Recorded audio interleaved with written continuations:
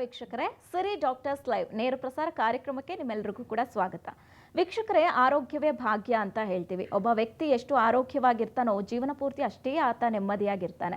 ಆದರೆ ಇತ್ತೀಚಿನ ದಿನಗಳಲ್ಲಿ ನಮ್ಮ ಆಧುನಿಕ ಜೀವನ ಶೈಲಿ ಆಗಿರ್ಬೋದು, ನಮ್ಮ ಆಹಾರ ಪದ್ಧತಿಗಳಾಗಿರ್ಬೋದು, ಇದೆಲ್ಲದರಿಂದ ಬಹಳ ಲೇಟಾಗಿ ಬರುವಂಥ ಕಾಯಿಲೆಗಳೆಲ್ಲವೂ ಕೂಡ ಚಿಕ್ಕ ವಯಸ್ಸಲ್ಲಿ ನಮ್ಮಲ್ಲಿ ಕಾಣಿಸಿಕೊಳ್ತಾ ಇದೆ. ಇದರಿಂದ ತುಂಬಾ ಜನ ನೋವನ್ನು ಅನುಭವಿಸ್ತಾ ಇದ್ದಾರೆ. ಹಾಗೆ ಸಾಕಷ್ಟು ಜನ ಇಂಥ ಪ್ರಾಬ್ಲಮ್ಸನ್ನು ಫೇಸ್ ಮಾಡ್ತಾನೆ ಇರ್ತೀರಾ. ಅದರಲ್ಲೂ ಕೂಡ ಇತ್ತೀಚೆಗೆ ನಾವು ಹೆಚ್ಚಾಗಿ ಕೇಳಿಸಿಕೊಳ್ತಾ ಇರುವಂಥದ್ದು ಈ ಹೃದಯಾಘಾತದ ಬಗ್ಗೆ.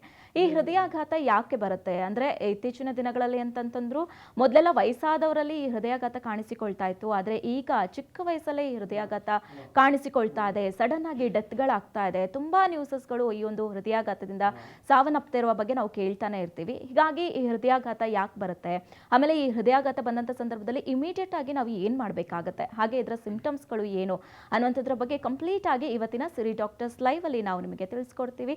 ಹಾಗೆ ಇವತ್ತಿನ ಈ ಒಂದು ಸಂಚಿಕೆಯಲ್ಲಿ ನಮ್ಮೊಂದಿಗೆ ಇದ್ದಾರೆ ಅಪೋಲೋ ಹಾಸ್ಪಿಟಲ್ ಶೇಷಾದ್ರಿಪುರಂ ಇಲ್ಲಿನ ಸೀನಿಯರ್ ಕನ್ಸಲ್ಟೆಂಟ್ ಕಾರ್ಡಿಯಾಲಜಿಸ್ಟ್ ಆಗಿರುವಂತಹ ಡಾಕ್ಟರ್ ವಿಕ್ರಮ್ ಬಿ ಕೊಲ್ಲಾರಿ ಅವರು. ಅವ್ರನ್ನ ಕಾರ್ಯಕ್ರಮಕ್ಕೆ ವೆಲ್ಕಮ್ ಮಾಡ್ಕೊಳ್ಳೋಣ. ಹಾಗೆ ಈ ಹೃದಯಾಘಾತ ಮತ್ತೆ ನಿರ್ವಹಣೆ ಬಗ್ಗೆ ಸಾಕಷ್ಟು ಮಾಹಿತಿಯನ್ನ ಕೇಳಿ ತಿಳ್ಕೊಳ್ಳೋಣ. Doctor, welcome to the show.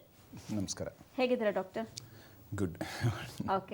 Okay doctor, ಈಗ ನಾನು ಹೇಳ್ದಂಗೆ ಡಾಕ್ಟರ್, ಮೊದಲೆಲ್ಲ ಆದರೆ ಈ ಹಾರ್ಟ್ ಅಟ್ಯಾಕ್ ಅನ್ನುವಂಥದ್ದು ತುಂಬ ಏಜ್ ಆದವರಲ್ಲಿ ಕಾಣಿಸ್ಕೊಳ್ತಾ ಇತ್ತು. ಬಟ್ ಈಗ ಸರ್ವೇ ಸಾಮಾನ್ಯ ಚಿಕ್ಕ ವಯಸ್ಸಲ್ಲೂ ಕೂಡ ಕಾಣಿಸಿಕೊಳ್ತಿದೆ. ಮೇನ್ಲಿ ಈ ಹೃದಯಾಘಾತ ಅಂದರೆ ಏನು ಮತ್ತು ಯಾಕೆ ತುಂಬ ಜನರಲ್ಲಿ ಇದು ಕಾಣಿಸಿಕೊಳ್ತಿದೆ ಅಂತ?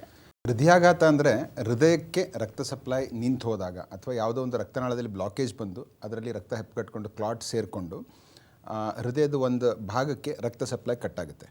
ಅದು ಆದಾಗ ಬರೋದೇ ಹೃದಯಾಘಾತ. ಅದರಲ್ಲಿ ಬೇಸಿಕಲಿ ಏನಾಗುತ್ತೆ ಅಂದರೆ ಹೃದಯದ ಮಸಲ್, ಹೃದಯ ಅಂದರೆ ಹಾರ್ಟ್ ಬೇಸಿಕಲಿ ಒಂದು ಮಸಲ್ ಪಂಪ್ ಅದು. ಸೊ ಅದರದ್ದು ಒಂದು ಮಸಲ್ ಅಥವಾ ಸ್ನಾಯು ಬರ್ತಾ ಬರ್ತಾ ಜೀವ ವಿರದೇ ಇರುವಾಗ ಆಗುತ್ತೆ. ಸೊ ಅದನ್ನು ಹೃದಯಾಘಾತ ಅಂತ ಹೇಳ್ತೀವಿ. ಇದು ನೀವು ಡೇಟಾ ನೋಡಿದ್ರೆ ವರ್ಲ್ಡ್ ವೆಸ್ಟರ್ನ್ ಪಾಪ್ಯುಲೇಷನ್ ನೀವು ಕಂಪೇರ್ ಮಾಡಿದ್ರೆ ಭಾರತದಲ್ಲಿ ಇದು ಒಂದು ಡೆಕೆಡ್ ಬೇಗ ಬರ್ತಾ ಇದೆ. ಅಂತಂದರೆ ಮೊದಲಿಂದನೂ ಡೇಟಾ ನೋಡಿದ್ರೆ ವೆಸ್ಟರ್ನ್ ಪಾಪ್ಯುಲೇಷನಲ್ಲಿ 5ನೇ 6ನೇ ಡೆಕೆಡ್ 50-60 ವರ್ಷದಲ್ಲಿ ಬರೋ ಕಾಯಿಲೆ ಇಂಡಿಯಾದಲ್ಲಿ ಆ್ಯಾವ್ರೇಜ್ ಆಗಿ 40ರಿಂದ 50 ವರ್ಷದಲ್ಲಿ ಬರ್ತಾ ಇದೆ. ಸೊ ಇದಕ್ಕೆ ಕಾರಣಗಳು ಭಾಳಷ್ಟಿದೆ. ಒಂದು ಮುಖ್ಯ ಕಾರಣ ಅಂತಂದರೆ ಪ್ರಾಬ್ಲಿ ಸ್ಮೋಕಿಂಗ್ ಅಂತ ಹೇಳ್ಬೋದು. ಇದು ಟೊಬ್ಯಾಕೊ ಸಿಗರೆಟ್ ಸೇದೋದಾಗ್ಬೋದು, ಬೀಡಿ ಸೇದೋದಾಗ್ಬೋದು, ಅಥವಾ ತಂಬಾಕು ತಿನ್ನೋದು. ಯಾವುದೇ ಒಂದು ಫಾರ್ಮಲ್ಲಿ ನೀವು ತಂಬಾಕುನ ಕನ್ಸ್ಯೂಮ್ ಮಾಡಿದ್ರೆ, ಟೊಬ್ಯಾಕೊ ಕನ್ಸ್ಯೂಮ್ ಮಾಡಿದ್ರೆ ಅದರಿಂದ ಹೃದಯಾಘಾತ ಬರೋ ಚಾನ್ಸಸ್ ಡೆಫಿನೆಟ್ಲಿ ಸಿಗ್ನಿಫಿಕೆಂಟ್ಲಿ ಆಗಿರುತ್ತೆ. ಇದು ಮೇಜರ್ ರೀಸನ್. ಅದು ಬಿಟ್ಟರೆ ಜೊತೆಗೆ ಈಗ ಆಧುನೀಕರಣ ಅಂತ ನೀವು ಹೇಳಿದ್ರಲ್ಲ, ಅದೇ ರೀತಿ ಜೀವನ ಶೈಲಿ ಚೇಂಜ್ ಆಗ್ತಾ ಇದೆ. ನಾವು ಊಟ ಮಾಡೋ ಪದ್ಧತಿ, ನಾವು ಮೊದಲು ಏನು ತಿಂತಿದ್ವಿ ಅದು ಮತ್ತು ಈಗ ಏನು ಊಟವನ್ನು ನಾವು ತೊಗೊಳ್ತಾ ಇದ್ದೀವಿ ಅದು ಚೇಂಜ್ ಆಗ್ತಾ ಇದೆ. ಆಮೇಲೆ ಸೆಡೆಂಟ್ರಿ ಲೈಫ್ ಸ್ಟೈಲು ಅಂತಂದರೆ ಎಕ್ಸಸೈಸ್ ಇಲ್ಲದೇ ಇರೋದು, ಮೆಜಾರಿಟಿ ಆಫ್ ದ ಟೈಮ್ಸ್ ಕೂತ್ಕೊಂಡು ಕೆಲಸ ಮಾಡೋದು, ಅದು ಕೂಡ ತುಂಬ ಇಂಪಾರ್ಟೆಂಟ್. ಆಮೇಲೆ ಬರ್ತಾ ಬರ್ತಾ ಒಬೇಸಿಟಿ ಅಥವಾ ಬೊಜ್ಜು ಅಂತ ಹೇಳ್ತೀವಲ್ಲ, ಓವರ್ ವೇಟ್ ಆಗೋದು, ಅದು ಕೂಡ ಇಂದಿನ ಜನತೆಯಲ್ಲಿ, ಇಂದಿನ ಪಾಪ್ಯುಲೇಷನಲ್ಲಿ ಜಾಸ್ತಿ ಆಗ್ತಾ ಇರುತ್ತೆ. ಸೊ ಅದು ಕೂಡ ಇನ್ನೊಂದು ಇಂಪಾರ್ಟೆಂಟ್ ಕಾರಣ. ಬಟ್ ಎಲ್ಲಕ್ಕಿಂತ ಮುಖ್ಯ ಕಾರಣ ಹಾರ್ಟ್ ಅಟ್ಯಾಕ್ ಈ ಯಂಗ್ಸ್ಟರ್ಸಲ್ಲಿ ಬರೋದಕ್ಕೆ ಅಂತಂದರೆ ಮೇನ್ ಸ್ಮೋಕಿಂಗು. ಆಮೇಲೆ ಇನ್ನೊಂದು ಇಂಪಾರ್ಟೆಂಟ್ ಡೇಟಾ ಅಂತಂದರೆ, ನೀವು ವೆಸ್ಟರ್ನ್ ಪಾಪ್ಯುಲೇಷನ್ ಕಂಪೇರ್ ಮಾಡಿದ್ರೆ ನಮ್ಮಲ್ಲಿ ಭಾರತದಲ್ಲಿ ಹಾರ್ಟ್ ಅಟ್ಯಾಕ್ ಅನ್ನೋದು ಜಾಸ್ತಿ ಸಿವಿಯರ್ ಆಗಿರುತ್ತೆ. ಆಮೇಲೆ ನೀವು ಮಾರ್ಟಾಲಿಟಿ ರೇಟ್ಸ್ ಅಂತಂದರೆ ಎಷ್ಟು ಜನ ಪರ್ಸೆಂಟೇಜ್ ಆಫ್ ಪೇಷಂಟ್ಸ್ ಯಾರಿಗೆ ಪ್ರಾಣಕ್ಕೆ ಅಪಾಯ ಆಗುತ್ತೆ ಅದನ್ನು ನೋಡಿದ್ರೆ ಕೂಡ ನಮ್ಮ ದೇಶದಲ್ಲಿ mortality rate western population compare ಮಾಡಿದ್ರೆ ತುಂಬ ಜಾಸ್ತಿ ಇದೆ. ಅದಕ್ಕೆ ಅಗೇನ್ ಒಂದು ಹೆಲ್ತ್ ಫೆಸಿಲಿಟಿ ಅವೈಲಬಿಲಿಟಿ ಆಗಿರಬಹುದು, ಅಥವಾ ಪೇಷಂಟ್ಸು ಆ್ಯಂಬುಲೆನ್ಸ್ ಯುಟಿಲೈಸ್ ಮಾಡ್ಕೊಂಡು ಆಸ್ಪತ್ರೆಗೆ ರೀಚ್ ಆಗೋದು, ತಮ್ಮ ಸಿಂಪ್ಟಮ್ಸ್ನ ಬೇಗ ಅರ್ಥಕೊಂಡು ಬೇಗ ಹೋಗಿ ತೋರಿಸ್ಕೊಳ್ಳೋದು, ಇವೆಲ್ಲ ಕಾರಣಗಳು ಇರುತ್ತೆ. ಯಾರಿಗೆ ಏನೋ ಸಿಂಪ್ಟಮ್ಸ್ ಬರುತ್ತೆ ಆದಷ್ಟು ಬೇಗ ಆಸ್ಪತ್ರೆಗೆ ಹತ್ತಿರದ ಆಸ್ಪತ್ರೆಗೆ ಹೋಗಿ ಅವರು ಅದಕ್ಕೆ ತಕ್ಕಂಥ ECGನೋ ಎಕೋನೋ ಏನು ಟೆಸ್ಟ್ ಇರುತ್ತೆ ಅದನ್ನು ಮಾಡಿಸ್ಬಿಟ್ಟು ಚಿಕಿತ್ಸೆ ತೊಗೊಳ್ಳೋದು ತುಂಬ ಇಂಪಾರ್ಟೆಂಟ್. ಸೊ ಆದ್ದರಿಂದ ಯಂಗರ್ ಪಾಪ್ಯುಲೇಷನಲ್ಲಿ ಹಾರ್ಟ್ ಅಟ್ಯಾಕ್ ಅನ್ನೋದು ಬರ್ತಾ ಇನ್ನೂ ಜಾಸ್ತಿ ಆಗ್ತಾ ಇದೆ. ಅದಕ್ಕೆ ಮೇನ್ ಕಾರಣ ಈಗ ಹೇಳಿದ ಹಾಗೆ ಸ್ಮೋಕಿಂಗು, ಟೊಬ್ಯಾಕೊ, ಆಮೇಲೆ ಲ್ಯಾಕ್ ಆಫ್ ಎಕ್ಸಸೈಸು, ಇನ್ನೊಂದು ಮೆಂಟಲ್ ಸ್ಟ್ರೆಸ್ ಕೂಡ. ಸ್ಟ್ರೆಸ್ ಅನ್ನೋದು ಕೂಡ ತುಂಬ important risk factor long period of ಟೈಮಲ್ಲಿ ಪೇಷಂಟ್ಸಿಗೆ. ಅದರಿಂದ ಹಾರ್ಟಲ್ಲಿ ಬ್ಲಾಕೇಜಸ್ ಬಂದು ಆಮೇಲೆ ಹಾರ್ಟ್ ಅಟ್ಯಾಕ್ ಬರೋ ಸಾಧ್ಯತೆ ಕೂಡ ಇರುತ್ತೆ. ಓಕೆ ಡಾಕ್ಟರ್, ಏನು ಈ ಸಿಂಪ್ಟಮ್ಸ್ ಅನ್ನೋದು ಕೂಡಲೇ ಹಾರ್ಟ್ ಅಟ್ಯಾಕ್ ಆದಂಥ ಸಂದರ್ಭದಲ್ಲಿ ಯಾವ ರೀತಿ ಸಿಂಪ್ಟಮ್ಸ್ ಇರುತ್ತೆ? ಅದು ಮೆನ್ ಮತ್ತು ವುಮೆನ್ಗೂ ಸೇಮ್ ಇರುತ್ತಾ ಅಥವಾ ಬೇರೆ ಥರ ಸಿಂಪ್ಟಮ್ಸ್ಗಳಿರುತ್ತಾ, ಹೇಗೆ ಡಾಕ್ಟರ್? ಹಾರ್ಟ್ ಅಟ್ಯಾಕ್ದು ಮೇನ್ ಸಿಂಪ್ಟಮ್ ಅಂತಂದರೆ ಎದೆನೋವು. ಓಕೆ, ಬಟ್ ಆದರೆ ಒಂದು 15ರಿಂದ 20% ಜನರಲ್ಲಿ ಈವನ್ ಹಾರ್ಟ್ ಅಟ್ಯಾಕ್ ಆದರೂ ಎದೆನೋವು ಬರದೇ ಇರಬಹುದು. ಇದು ಸ್ಪೆಷಲಿ ಏನಂತಂದರೆ ಯಾರಿಗೆ ಶುಗರ್ ಮಧುಮೇಹ ಇರುತ್ತೆ ಅವರಿಗೆ, ಆಮೇಲೆ ವೃದ್ಧರಿಗೆ ಅಂತಂದರೆ 75 ವರ್ಷದ ಮೇಲ್ಪಟ್ಟವರಿಗೆ ಹಾರ್ಟ್ ಅಟ್ಯಾಕ್ ಆಗಿ ಕೂಡ ಎದೆ ನೋವು ಬರದೇ ಇರಬಹುದು. ಸೊ ಆದ್ದರಿಂದ ಕೆಲವೊಂದು ಪೇಷಂಟ್ಸಲ್ಲಿ ನಾವು ಇ ಸಿ ಜಿನೋ ಎಕೋನೋ ರುಟೀನಾಗಿ ಟೆಸ್ಟ್ ಮಾಡಿದಾಗ ಹಾರ್ಟ್ ಅಟ್ಯಾಕ್ ಆಗಿದೆ ಮುಂಚೆ ಅಂತ ಕಂಡುಕೊಳ್ಬೋದು. ಸೊ ಆದ್ದರಿಂದ ಆಲ್ದೋ ಎದೆ ನೋವು ತುಂಬ ಇಂಪಾರ್ಟೆಂಟ್ ಸಿಂಪ್ಟಮ್ಸ್ ಇದ್ದರು, ಅಟ್ಲೀಸ್ಟ್ ಒಂದು 15-20% ಜನರಲ್ಲಿ ಎದೆ ನೋವು ಬರದೇನೂ ಇರ್ಬೋದು. ಎದೆನೋವು ಯಾವ ರೀತಿ ಇರುತ್ತೆ? ಕ್ಲಾಸಿಕಲ್ ಆ್ಯಂಜೈನಾ ಅಂತ ಏನು ಹೇಳ್ತೀವಿ, ಅಂದರೆ ಹಾರ್ಟ್ ಅಟ್ಯಾಕ್ದೇನು ಎದೆನೋವು ಇರುತ್ತೆ, ಅದು ಯೂಶ್ವಲಿ ಎದೆ ಸೆಂಟ್ರಲ್ ಇರುತ್ತೆ, ಡಿಫ್ಯೂಸ್ ಆಗಿರುತ್ತೆ, ಆಮೇಲೆ ಒಂಥರ ಭಾರ ಅನಿಸೋದು ಅಥವಾ ಹೆವಿನೆಸ್ ಅಂತ ಅನಿಸೋದು ಎದೆಯಲ್ಲಿ. ಕೆಲವೊಬ್ಬರಿಗೆ ಎದೆಯಲ್ಲಿ ಉರಿ ಬರೋ ಸೆನ್ಸೇಷನ್ನು ಇರುತ್ತೆ. ಈ ನೋವು ಇಲ್ಲಿ ಸ್ಟಾರ್ಟ್ ಆಗಿಬಿಟ್ಟು ಎಡಗೈಗೆಲ್ಲ ಹೋಗುತ್ತೆ. ಆಮೇಲೆ ಕೆಲವೊಬ್ಬರಲ್ಲಿ ಇಲ್ಲಿಂದ ನೆಕ್ಗೆ ಜಾಗೆ ಕೂಡ ಪೇನ್ ಹೋಗ್ಬೋದು. ಅದ್ರ ಜೊತೆಗೆ ಸ್ವೆಟ್ಟಿಂಗ್, ಬೆವರು ಬಿಡೋದು, ಆಮೇಲೆ ಒಂಥರ ಇಂಪೆಂಡಿಂಗ್ ಸೆನ್ಸ್ ಆಫ್ ಡೂಮ್ ಅಂತ ಡಿಸ್ಕ್ರೈಬ್ ಮಾಡ್ತಾರೆ. ಅಂದರೆ ಇನ್ನೇನು ನನಗೆ ಪ್ರಾಣಕ್ಕೆ ಅಪಾಯ ಆಗುತ್ತೆ ಅನ್ನೋ ಒಂದು ಸೆನ್ಸೇಷನ್ ಕೂಡ ಪೇಷಂಟ್ಸಿಗೆ ಬರುತ್ತೆ. ಆಮೇಲೆ ಪೇನ್ ತುಂಬ ಸಿವಿಯರ್ ಇರುತ್ತೆ. ಆದಷ್ಟು ಬೇಗ ನೀವು ಆಸ್ಪತ್ರೆಗೆ ಹೋಗಿ ಅದಕ್ಕೆ ತಕ್ಕಂಥ ಟ್ರೀಟ್ಮೆಂಟ್ ತೊಗೊಳ್ಳದೇ ಇದ್ದರೆ ಅದರಲ್ಲಿ ಸಾಕಷ್ಟು ಕಾಂಪ್ಲಿಕೇಶನ್ಸ್ ಆಗೋ ಸಾಧ್ಯತೆಯೂ ಇರುತ್ತೆ. ಸೊ ಇದು ಬಟ್ ಏನಂದರೆ ಕ್ಲಾಸಿಕಲ್ ಚೆಸ್ಟ್ ಪೇನ್ ಅಂತ ಹೇಳ್ತೀವಿ. ಬಟ್ ಭಾಳಷ್ಟು ಪೇಷಂಟ್ಸಲ್ಲಿ ಅಟಿಪಿಕಲ್ ಸಿಂಪ್ಟಮ್ಸ್ ಬರುತ್ತೆ. ಅಂದರೆ ಎದೆ ನೋವು ಬರದೇ ಇರಬಹುದು. ಪೇಷಂಟ್ಸ್ ಕೆಲವೊಬ್ಬರಿಗೆ ಎಪಿಗ್ಯಾಸ್ಟ್ರಿಕ್ ಪೇನ್ ಅಂತಂದರೆ ಈವನ್ ಹೊಟ್ಟೆಯಲ್ಲಿ ಕೂಡ ನೋವು ಬರುತ್ತೆ. ಇನ್ನು ಕೆಲವೊಬ್ಬರಿಗೆ ಬೆನ್ನಲ್ಲಿ ನೋವು ಬರೋ ಸಾಧ್ಯತೆಯೂ ಇರುತ್ತೆ. ಕೆಲವೊಂದು ಪೇಷಂಟ್ಸಿಗೆ ಬರೀ ಬೆವರು ಬಿಡೋದು, ಬರೀ ಸ್ವೆಟ್ಟಿಂಗ್ ಆಗೋದು, ಎದೆ ನೋವು ಇಲ್ಲದೇ ಬರೀ ಬೆವರು ಬಿಡೋದು ಕೂಡ ಒಂದು ಸಿಂಪ್ಟಮ್ ಇರುತ್ತೆ. ಇನ್ನು ಕೆಲವೊಂದು ಪೇಷಂಟ್ಸು ಬರೀ ಉಸಿರಾಟಕ್ಕೆ ತೊಂದರೆ ಆಗಿ ಕೂಡ ಬರ್ತಾರೆ. ಅಂದರೆ ರಾತ್ರಿ ಮಲ್ಕೊಂಡಿರ್ತಾರೆ, ಸಡನ್ನಾಗಿ ಉಬ್ಸ ಬರುತ್ತೆ, ಉಸಿರಾಟಕ್ಕೆ ತೊಂದರೆ ಆಗುತ್ತೆ, ಅದು ಮಲ್ಕೊಂಡಿಂದ ಎದ್ದು ಕೂತ್ಕೊಳ್ಬೇಕಾಗತ್ತೆ. ಆಕ್ಸಿಜನ್ ಲೆವೆಲ್ ನೋಡಿದ್ರೆ ಬಂದ ತಕ್ಷಣ ಆಕ್ಸಿಜನ್ ಕಡಿಮೆ ಆಗಿರುತ್ತೆ. ಸೊ ನಾವು ಆವಾಗ ಇ ಸಿ ಜಿ ಎಕೋದು ಮಾಡಿ ನೋಡಿದಾಗ ಡಯಾಗ್ನೋಸಿಸ್ ಗೊತ್ತಾಗುತ್ತೆ. ಸೊ ಇದು ಅಟಿಪಿಕಲ್ ಸಿಂಪ್ಟಮ್ಸ್. ಇನ್ನು ಕೆಲವೊಂದು ಪೇಷಂಟ್ಸು ಸಡನ್ನಾಗಿ ಕೊಲ್ಯಾಪ್ಸ್ ಆಗೋದು, ಅಂದರೆ ಪ್ರಜ್ಞೆ ತಪ್ಪಿ ಬಿದ್ದು ಹೋಗೋದು, ಅಥವಾ ಎದೆ ಬಡಿತ ತುಂಬ ದಗ್ ಅಂತ ಫಾಸ್ಟಾಗಿ ಹೊಡ್ಕೊಳ್ಳೋದು. ಇನ್ನು ಕೆಲವೊಬ್ಬರಿಗೆ ಗಾಬರಿ ಆಗೋದು, ಈ ಥರದ ಸಿಂಪ್ಟಮ್ಸ್ ಕೂಡ ಬರ್ಬೋದು. ಈಗ ಗಂಡಸರಿಗೂ ಹೆಂಗಸರಿಗೂ ಕಂಪೇರ್ ಮಾಡಿದ್ರೆ ಹೆಂಗಸರಲ್ಲಿ ಸ್ವಲ್ಪ ಈ ಅಟಿಪಿಕಲ್ ಸಿಂಪ್ಟಮ್ಸ್ ಅಂತ ಏನು ಹೇಳ್ತೀವಲ್ಲ ಅದು ಸ್ವಲ್ಪ ಜಾಸ್ತಿ ಆಗಿರುತ್ತೆ. ಇನ್ನೊಂದು ಇಂಪಾರ್ಟೆಂಟ್ ಅಂದರೆ ಈ ಎದೆ ನೋವು ಮೆಜಾರಿಟಿ ಜನ ಏನು ಮಾಡ್ತಾರೆ ಅಂದರೆ ಗ್ಯಾಸ್ಟ್ರೈಟಿಸ್ ಇದೆ ಅಥವಾ ಎಸಿಡಿಟಿ ಇದೆ ಅಂತ ಹೇಳ್ಬಿಟ್ಟು ನೆಗ್ಲೆಕ್ಟ್ ಮಾಡಿಬಿಟ್ಟು ಲೇಟಾಗಿ ಆಸ್ಪತ್ರೆಗೆ ಬರ್ತಾರೆ. ಸೊ ಅದಕ್ಕೆ ಇದು ಎರಡನ್ನೂ ಡಿಫ್ರೆನ್ಷಿಯೇಟ್ ಮಾಡೋದು ಈಸಿ ಅಲ್ಲ. ಯಾಕೆಂದರೆ ಆಲ್ಮೋಸ್ಟ್ ಒಂದೇ ಥರದ ಸಿಂಪ್ಟಮ್ಸು, ಒಂದೇ ಥರದ್ದು ಇದು ಬರುತ್ತೆ ಎದೆ ನೋವಲ್ಲಿ. ಅಂದರೆ ಹಾರ್ಟ್ ಅಟ್ಯಾಕಲ್ಲಿ ಆಗಿರ್ಬೋದು ಅಥವಾ ಗ್ಯಾಸ್ಟ್ರೈಟಿಸಲ್ಲಿ ಆಗಿರ್ಬೋದು. ಬಟ್ ಕೆಲವೊಂದು ಡಿಫ್ರೆನ್ಷಿಯೇಟಿಂಗ್ ಫೀಚರ್ಸ್ ಅಂದರೆ heart attack pain usually central ಇರುತ್ತೆ ಮತ್ತು ಜಾಸ್ತಿ ಸಿವಿಯರ್ ಇರುತ್ತೆ. ಅದ್ರ ಜೊತೆಗೆ ಸ್ವೆಟ್ಟಿಂಗ್ ಆಗೋದು, ಎಡಗೈ ನೋವು ಬರೋದು, ಪ್ರಜ್ಞೆ ತಪ್ಪೋದು ಅಥವಾ ಉಸಿರಾಟಕ್ಕೆ ತೊಂದರೆ, ಇವೇನಾದರೂ ಸಿಂಪ್ಟಮ್ಸ್ ಇದ್ದರೆ ಹಾರ್ಟ್ ಅಟ್ಯಾಕ್ ಇರಬಹುದು ಅನ್ನೋ ಒಂದು ಇದು. ಎಸಿಡಿಟಿ ಅಥವಾ ಗ್ಯಾಸ್ಟ್ರೈಟಿಸ್ ಸಿಂಪ್ಟಮ್ಸ್ ಇದ್ದರೆ ಜನರಲಿ ಉರಿ ಬರೋವಂಥ ಸೆನ್ಸೇಷನ್ ಇರುತ್ತೆ. ಆಮೇಲೆ ವಾಂತಿ ಬಂದ ಹಾಗಾಗೋದು, ಆಮೇಲೆ ತೇಗು ಬರೋದು, ಈ ಥರದ ಸಿಂಪ್ಟಮ್ಸು ಗ್ಯಾಸ್ಟ್ರೈಟಿಸಲ್ಲಿ ಮೋರ್ ಕಾಮನ್ ಇರುತ್ತೆ. ಆಮೇಲೆ ಯೂಶ್ವಲಿ ಹಾರ್ಟಿನ ನೋವೇನು ಬರುತ್ತೆ ಅದು ನಡೆದ್ರೆ, ನೀವು ಎಕ್ಸರ್ಟ್ ಮಾಡಿದ್ರೆ ಆ ಸಮಯದಲ್ಲಿ ಎದೆ ನೋವು ಬರುತ್ತೆ. ಇದು ಗ್ಯಾಸ್ಟ್ರೈಟಿಸಲ್ಲಿ ಈ ಥರದ ಸಿಂಪ್ಟಮ್ಸ್ ಕಾಣಿಸಲ್ಲ. ಬಟ್ ಆದರೆ ಎರಡನ್ನೂ ಡೆಫಿನೆಟಾಗಿ ಡಿಫ್ರೆನ್ಷಿಯೇಟ್ ಮಾಡೋಕ್ಕೆ ಬರೋದೇ ಇಲ್ಲ. ಟೆಸ್ಟ್ ಮಾಡಿದ ಮೇಲೆ ನಾವು ಕರೆಕ್ಟಾಗಿ ಹೇಳೋಕ್ಕಾಗೋದು. ಎಷ್ಟೋ ಸಲ ಈವನ್ ಡಾಕ್ಟರ್ಸ್ ಕೂಡ ಕನ್ಫ್ಯೂಸ್ ಮಾಡಿರ್ತಾರೆ ಗ್ಯಾಸ್ಟ್ರೈಟಿಸ್ ಅಂತ ಹೇಳ್ಬಿಟ್ಟು. ಸೊ ಆದ್ದರಿಂದ ಆದಷ್ಟು ಬೇಗ ಹೋಗಿ ಒಂದು ಇ ಸಿ ಜಿ ಮಾಡಿಸ್ಬಿಟ್ಟು ಅದಕ್ಕೆ ತಕ್ಕಂಥ ಟೆಸ್ಟ್ ಮಾಡಿಸಿ ಎರಡನ್ನು ಡಿಫ್ರೆನ್ಷಿಯೇಟ್ ಮಾಡೋದು ತುಂಬ ಇಂಪಾರ್ಟೆಂಟು. ಯಾಕೆಂದರೆ ಈ ಗ್ಯಾಸ್ಟ್ರೈಟಿಸ್ ಅಂತ ಹೇಳ್ಬಿಟ್ಟು ನೆಗ್ಲೆಕ್ಟ್ ಮಾಡಿದಾಗ ಏನಾಗುತ್ತೆ, ಸಿಂಪ್ಟಮ್ಸ್ ತುಂಬ ಅಂದರೆ ಲೇಟಾಗಿ ಬರ್ತಾರೆ ಆಸ್ಪತ್ರೆಗೆ. ಲೇಟಾಗಿ ಬಂದಾಗ ಕಾಂಪ್ಲಿಕೇಶನ್ ಆಗೋ ಸಾಧ್ಯತೆಗಳು ತುಂಬ ಜಾಸ್ತಿ ಇರುತ್ತೆ. ಇದು ಹಾರ್ಟ್ ಅಟ್ಯಾಕ್ ಸಂಬಂಧಪಟ್ಟದ್ದು ನೋವು. ಈ ಹಾರ್ಟ್ ಅಟ್ಯಾಕ್ಕಿಂತ ಮುಂಚೆ ಕೆಲವೊಂದು ಪೇಷಂಟ್ಸಲ್ಲಿ ಆ್ಯಂಜೈನಾ ಅಂತ ಹೇಳ್ತೀವಿ. ಅಂದರೆ ಬ್ಲಾಕೇಜ್ ಇರುತ್ತೆ ಬಟ್ 100% ಕಟ್ ಆಫ್ ಆಗಿರಲ್ಲ ರಕ್ತನಾಳ. ಸೊ ಅಂಥವ್ರಿಗೆ ನೋವು ಹೆಂಗೆ ಬರುತ್ತೆ ಅಂತಂದರೆ ಯೂಶ್ವಲಿ ನಡೆದ್ರೆ, ಮೆಟ್ಟಲು ಹತ್ತಿದ್ರೆ ಅಥವಾ ಅಪ್ಪಲ್ಲಿ ನಡಿಬೇಕಾದ್ರೆ ಈ ಎದೆಯಲ್ಲಿ ಭಾರ ಅನಿಸೋದು, ಬೆವರು ಬಿಟ್ಟಂಗೆ ಆಗೋದು, ಉಸಿರಾಟಕ್ಕೆ ತೊಂದರೆ ಆದಾಗೋದು. ಆಮೇಲೆ ಒಂದು 10 ನಿಮಿಷ ರೆಸ್ಟ್ ತೊಗೊಂಡ್ರು ಅಂತಂದರೆ ಸಿಂಪ್ಟಮ್ಸ್ ಕಡಿಮೆ ಆಗುತ್ತೆ, ಮತ್ತೆ ಅವ್ರು ನಡೆಯೋಕ್ಕೆ ಸಾಧ್ಯ ಆಗುತ್ತೆ. ಬಟ್ ಅದೇ ರೀತಿ ಮತ್ತೆ ಇನ್ನೊಂದು 5 ನಿಮಿಷ 10 ನಿಮಿಷ ನಡೆದ ತಕ್ಷಣ ಮತ್ತೆ ನೋವು ಬರುತ್ತೆ. ಇದನ್ನು ಆ್ಯಂಜೈನಾ ಅಂತ ಹೇಳ್ತೀವಿ. ಅಂದರೆ ನೀವೇನಾದರೂ ಕೆಲಸ ಮಾಡಿದಾಗ ಅಥವಾ ನಡೆದಾಗ ಅಪ್ಪಲ್ಲಿ ಹೋಗಬೇಕಾದ್ರೆ ಬರುವಂಥ ಸಿಂಪ್ಟಮ್. ಸೊ ಈ ಥರದ್ದು ಯಾವುದೇ ಸಿಂಪ್ಟಮ್ಸ್ ಇದ್ದರೂ ಕೂಡ ಆದಷ್ಟು ಬೇಗ ಅದನ್ನು ಟೆಸ್ಟ್ ಮಾಡಿಸಿ ಫರ್ದರ್ ಡಯಾಗ್ನೋಸಿಸ್ಗೆ ಇದು ಮಾಡಬೇಕು. ಹಲೋ ಹಲೋ ಹಲೋ ನಮಸ್ತೆ, ನಿಮ್ಮ ಹೆಸರು? ಮೇಡಮ್ ನಮಸ್ತೆ, ನನ್ನ ಹೆಸರು ಲಕ್ಷ್ಮಿ ಅಂತ, ದಾವಣಗೆರೆಯಿಂದ ಮಾತಾಡ್ತಾ ಇರೋದು. ಓಕೆ ಲಕ್ಷ್ಮಿ ಅವರೇ, ಡಾಕ್ಟರ್ ಇದ್ದಾರೆ, ನಿಮ್ಮ ಸಮಸ್ಯೆ ಏನಿದೆ ಮಾತಾಡಿ. ಹಲೋ, ಹೇಳಿ ಲಕ್ಷ್ಮಿ ಅವರೇ. ನಮಸ್ತೆ ಸರ್. ನಮಸ್ತೆ ಸರ್. ನಮಸ್ಕಾರ ಸರ್, ನಮ್ಮ ತಂದೆ ಅವರು ರಾಜಪ್ಪ ಅಂತ ಅವರು ಡ್ರೈವಿಂಗ್ ಇದ್ರಲ್ಲೇ ಇದ್ದಿದ್ದು ಡಿಪಾರ್ಟ್ಮೆಂಟ್ ಅಲ್ಲಿ, ರಿಟೈರ್ಡ್ ಪರ್ಸನ್. ಈಗ 70 ವರ್ಷ ಆಗಿದೆ ಸರ್. ಅವ್ರಿಗೆ ಹಾರ್ಟ್ ಬೀಟ್ 1 ನಿಮಿಷಕ್ಕೆ 72 ಸಲ ಬಡ್ಕೊಳತ್ತಲ್ಲ. ಈಗ ಅವ್ರಿಗೆ 40 ಸಲ ಅಷ್ಟೇ ಬಡ್ಕೊಳತ್ತೆ. ಇದರಿಂದ ಏನಾದ್ರು ತೊಂದರೆ ಆಗುತ್ತಾ ಸರ್? ಅಂದರೆ ಹಾರ್ಟ್ ಬೀಟ್ ಯಾಕೆ 40 ಸಲ ಬಡ್ಕೊಳುತ್ತೆ ಅದನ್ನು ನೋಡಬೇಕು. ಅದಕ್ಕೆ ಫಸ್ಟ್ ಅಂತಂದರೆ ಅವ್ರಿಗೆ ಏನೋ ಸಿಂಪ್ಟಮ್ಸ್ ಇದೆಯಾ ಅನ್ನೋದು ಇಂಪಾರ್ಟೆಂಟ್. ಅಂದರೆ ತಲೆ ಸುತ್ತು ಬರೋದು ಅಥವಾ ಪ್ರಜ್ಞೆ ತಲೆ ಸುತ್ತು ಬರುತ್ತೆ ಅಂತ ಹೌದಾ, ನಡೆದ್ರೆ ಉಬ್ಸ ಬರೋದು, ಆಯಾಸ ಆಗೋದು, ಈ ಥರದ ಸಿಂಪ್ಟಮ್ಸ್ ಇದೆಯಾ? ಹಾಂ ಸರ್ ಇದೆ ಸರ್. ಓಕೆ, ಹಾಗಿದ್ದಲ್ಲಿ ಒಂದ್ಸಲ ನಿಮ್ಮ ಡಾಕ್ಟ್ರಿಗೆ ತೋರಿಸಿ ಒಂದು ಇ ಸಿ ಜಿ ಮಾಡಿ ನೋಡಬೇಕಾಗತ್ತೆ. ಈ ಹೃದಯ ಬಡಿತ ಕಡಿಮೆ ಆದಾಗ ಇ ಸಿ ಜಿಲಿ ಕೆಲವೊಂದು ಫೈಂಡಿಂಗ್ಸ್ನ ನೋಡ್ತೀವಿ. ಅಂತಂದರೆ ಕಂಡಕ್ಷನ್ ಸಿಸ್ಟಮ್ ಸರಿ ಇದೆಯೋ ಇಲ್ವೋ ಅಂತ. ಓಕೆ, ಅದು ಏನಾಗುತ್ತೆ, ಕೆಲವೊಂದು ಸಲ ಏನಾಗುತ್ತೆ, ಹೃದಯದಲ್ಲಿ ಎಲೆಕ್ಟ್ರಿಕಲ್ ಇಂಪಲ್ಸು ಕರೆಕ್ಟಾಗಿ ಕಂಡಕ್ಟ್ ಆಗೋಲ್ಲ. ಆ ರೀತಿ ಇದ್ದಾಗ ಹೃದಯ ಬಡಿತ ಕಡಿಮೆ ಆಗ್ಬೋದು. ಇನ್ನು ಕೆಲವೊಂದು ಪೇಷಂಟ್ಸಲ್ಲಿ ಮಾತ್ರೆಗಳಿಂದನೂ ಆಗುತ್ತೆ. ಕೆಲವೊಂದು ಮಾತ್ರೆಗಳು ಹಾರ್ಟ್ ರೇಟ್ನ ಕಡಿಮೆ ಮಾಡ್ಬೋದು. ಅಂದರೆ ಹೃದಯದ ರಿದಮ್ ಎಲ್ಲ ನಾರ್ಮಲ್ ಇರುತ್ತೆ, ಬಟ್ ಏನಂದರೆ ಬರೀ ಹಾರ್ಟ್ ರೇಟ್ ಅಷ್ಟೇ ಕಡಿಮೆ ಆಗಿರುತ್ತೆ. ಅದು ಮಾತ್ರೆಗಳ ಸೈಡ್ ಎಫೆಕ್ಟ್ ಕೂಡ ಆಗಿರಬಹುದು.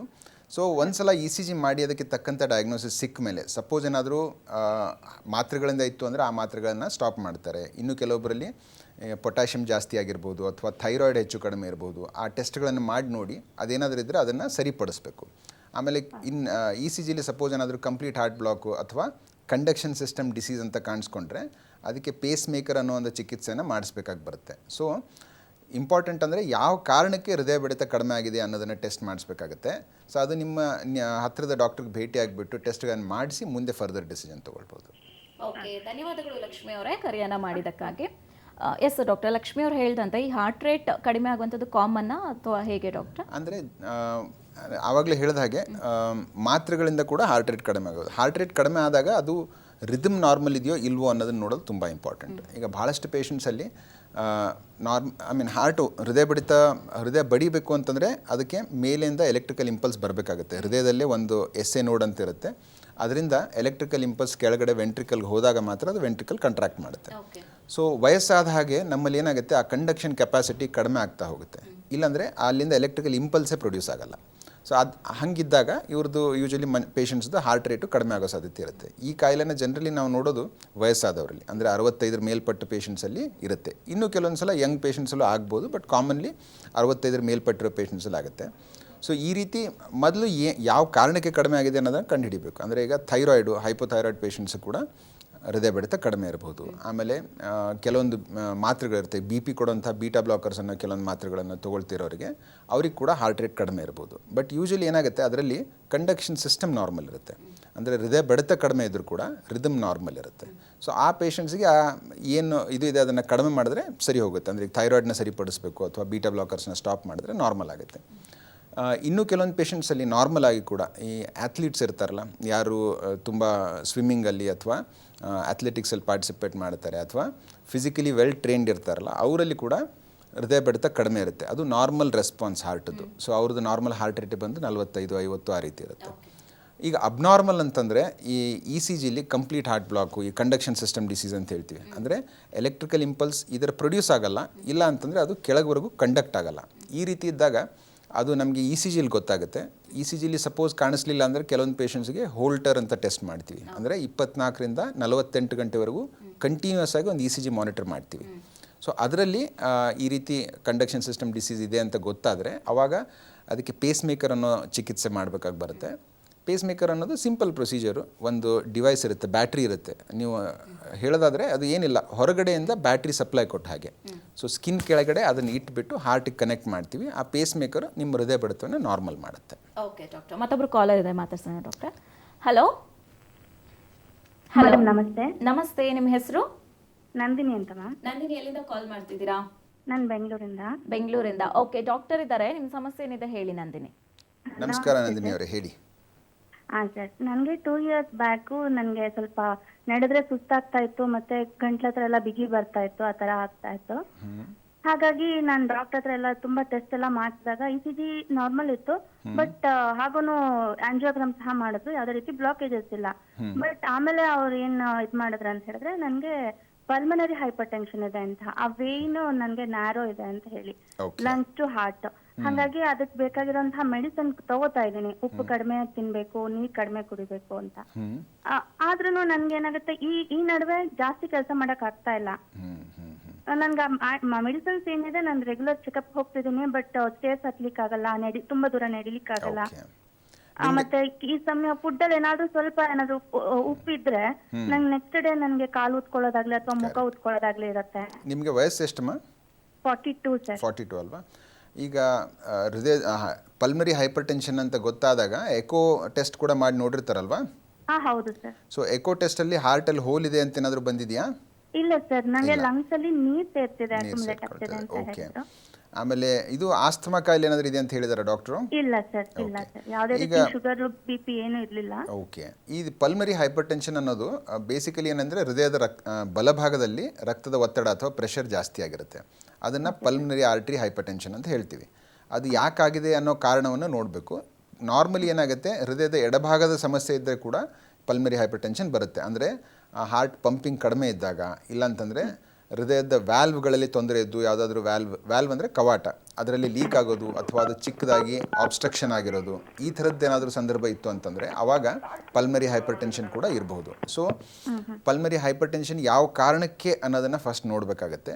ಕೆಲವೊಂದು ಪೇಷಂಟ್ಸಲ್ಲಿ ಲಂಗ್ಸಲ್ಲಿ ಡಿಸೀಸ್ ಇದ್ದರೆ, ಅಂತಂದರೆ ಶ್ವಾಸಕೋಶದಲ್ಲಿ ಈ ಆಸ್ತಮಾ ಕಾಯಿಲೆ ಅಥವಾ ಮುಂಚೆ ಹಳೆಯ ಟ್ಯೂಬರ್ಕ್ಲೋಸಿಸ್ಸು ಇವೇನಾದರೂ ಇದ್ದರೂ ಕೂಡ ಅವರಿಗೆ ಪಲ್ಮರಿ ಆರ್ಟ್ರಿಲಿ ಪ್ರೆಷರ್ ಜಾಸ್ತಿ ಇರುತ್ತೆ. ಸೊ ಮೊದಲು ಯಾವ ಕಾರಣಕ್ಕೆ ಅನ್ನೋದನ್ನು ಹುಡುಕಬೇಕಾಗತ್ತೆ. ಕೆಲವೊಂದು ಪೇಷಂಟ್ಸಲ್ಲಿ ಯಾವುದೂ ಕಾರಣ ಇಲ್ಲದೆ ಕೂಡ ಪಲ್ಮರಿ ಆರ್ಟ್ರಿ ಹೈಪರ್ ಟೆನ್ಷನ್ ಇರ್ಬೋದು. ಅದನ್ನು primary pulmonary artery hypertension ಅಂತ ಹೇಳ್ತೀವಿ. ಅದಕ್ಕೆ ಕೆಲವೊಂದು ಟ್ರೀಟ್ಮೆಂಟ್ ಬರುತ್ತೆ. ಅಂದರೆ ಈಗ ನಿಮಗೆ ಹೇಳಿದ ಹಾಗೆ ನೀರು ಕಡಿಮೆ ಕುಡಿಬೇಕು, ಉಪ್ಪು ಕಡಿಮೆ ಕುಡಿಬೇಕು, ಆಮೇಲೆ ಡಯೂರೆಟಿಕ್ಸು, ಇನ್ನೂ ಕೆಲವೊಂದು ಥರದ ಮಾತ್ರೆಗಳು ಬರುತ್ತೆ. ಅದನ್ನು ಸ್ಟಾರ್ಟ್ ಮಾಡಿ ಅದಕ್ಕೆ ತಕ್ಕಂಥ ಟ್ರೀಟ್ಮೆಂಟ್ ಕೊಟ್ಟರೆ ಇಂಪ್ರೂವ್ ಆಗುತ್ತೆ ಸಿಮ್ಟಮ್ಸು. ಬಟ್ ಏನು ಅಂತಂದರೆ ಈಗ ಸಿಮ್ಟಮ್ಸ್ ಮತ್ತೆ ಬರ್ತಾ ಇದೆ ಅಂದರೆ ನಿಮ್ಮ ಡಾಕ್ಟರ್ನ ಕನ್ಸಲ್ಟ್ ಮಾಡಿ ಕೆಲವೊಂದು ಮಾತ್ರೆಗಳ ಡೋಸ್ ಅವ್ರು ಜಾಸ್ತಿ ಮಾಡ್ಬೋದು, ಕೆಲವೊಂದನ್ನು ಕಡಿಮೆ ಮಾಡ್ಬೋದು, ಅಥವಾ ಕೆಲವೊಂದು ಸಲ ಏನಾಗುತ್ತೆ ಇನ್ಫೆಕ್ಷನ್ ಇಂದನೂ ಹಾರ್ಟ್ ಫೇಲ್ಯೂರ್ ಪ್ರೆಸಿಪಿಟೇಟ್ ಆಗುತ್ತೆ. ಸೊ ಇವೆಲ್ಲವನ್ನು ನಿಮ್ಮ ಡಾಕ್ಟರ್ ನೋಡಿಬಿಟ್ಟು ಯಾವ ಕಾರಣಕ್ಕೆ ನಿಮ್ಮ ರೆಸ್ಪಾನ್ಸ್ ಅಷ್ಟೊಂದು ಸರಿ ಇಲ್ಲ ಅಥವಾ ಸಿಮ್ಟಮ್ಸ್ ಜಾಸ್ತಿಯಾಗಿ ಬರ್ತಾ ಇದೆ ಅಂತ ನೋಡಿಕೊಂಡು ಅದಕ್ಕೆ ತಕ್ಕಂತೆ ಟ್ರೀಟ್ಮೆಂಟ್ನ ಆಪ್ಟಿಮೈಸ್ ಮಾಡ್ತಾರೆ. ಡಾಕ್ಟರ್ ಮತ್ತೊಬ್ರು ಕಾಲರ್ ಇದ್ದಾರೆ, ಮಾತಾಡ್ಸೋಣ. ಹಲೋ ಹಲೋ ಹಲೋ, ನಮಸ್ತೆ. ನಮಸ್ತೆ ಮೇಡಮ್. ನಿಮ್ಮ ಹೆಸರು? ನನ್ನ ಹೆಸರು ಸಾವಿತ್ರಿ ಅಂತ. ಸಾವಿತ್ರಿ, ಬೆಂಗಳೂರಿಂದ. ಬ್ಯಾಂಗ್ಳೂರಿಂದನಾ? ಹೌದು ಹೌದು ಮೇಡಮ್. ಓಕೆ ಸಾವಿತ್ರಿ ಅವರೇ, ಡಾಕ್ಟರ್ ಇದ್ದಾರೆ, ನಿಮ್ಮ ಸಮಸ್ಯೆ ಏನಿದೆ ಹೇಳಿ. ನಮಸ್ತೆ ಡಾಕ್ಟ್ರೆ ನಮಸ್ತೆ ಸರ್. ಹಾಂ ಹೇಳಿ. ಇದು ನನ್ಗೆ ಸುಮಾರು ದಿವಸದಿಂದ ಎಡಭಾಗ ಎದೆ ನೋವು ಬರುತ್ತೆ ಸರ್. ಬಂದಾಗ ಇದು ಕೈ ಎಡಗೈ ತುಂಬಾ ನೋವು ಬರುತ್ತೆ. ಓಕೆ. ಮತ್ತೆ ಎದೆ ಭಾಗ ಎಲ್ಲ ತುಂಬಾ ಬಿಸಿ ಆಗುತ್ತೆ. ನಿಮ್ಮ ವಯಸ್ಸು ಎಷ್ಟು? ನಡೆಯಕ್ಕೂ ಆಗಲ್ಲ. 47 ಸರ್. BP ಶುಗರ್ ಅದೇನಾದರೂ ಇದೆಯಾ? ಇಲ್ಲ, BP ಇದೆ ಸರ್, ಶುಗರ್ ಇಲ್ಲ. ಓಕೆ. ನಡೆದ್ರೆ ತುಂಬಾ ಮೇಲೆ ಉಸಿರು ತುಂಬಾ ಬರುತ್ತೆ ಸರ್. ತುಂಬಾ ನಡೆಯಕ್ಕಾಗಲ್ಲ. ನಡೆದ್ರೆ ಮೇಲೆ ಉಸಿರು ಬರುತ್ತಾ? ಸೊ ನಿಮಗೆ ಯಾವುದು ರಿಸ್ಕ್ ಫ್ಯಾಕ್ಟರ್ಸ್ ಇಲ್ಲ, ಅಂದರೆ ಶುಗರ್ ಆಗಲಿ BP ಆಗಲಿ. ಬಟ್ ಆದರೆ ಸಿಮ್ಟಮ್ಸ್ ನೋಡಿದ್ರೆ ನಡೆದ್ರೆ ಉಸಿರಾಟಕ್ಕೆ ತೊಂದರೆ, ಆಮೇಲೆ ಎದೆ ನೋವು ಬರೋದು, ಇದೆಲ್ಲ ಇದ್ದಿದ್ದರಿಂದ ಟೆಸ್ಟ್ ಮಾಡಿಸ್ಕೊಳ್ಳಿ. ಜನರಲಿ ನಿಮ್ಮ ವಯಸ್ಸಿನಲ್ಲಿ ಹೃದಯದಲ್ಲಿ ಬ್ಲಾಕೇಜ್ ಇರೋ ಚಾನ್ಸು ತುಂಬ ಕಡಿಮೆ. ಬಟ್ ಆದರೂ ಕೆಲವೊಂದು ಸಲ ರೇರ್ ಪೇಷಂಟ್ಸಲ್ಲಿ ಇರಬಹುದು.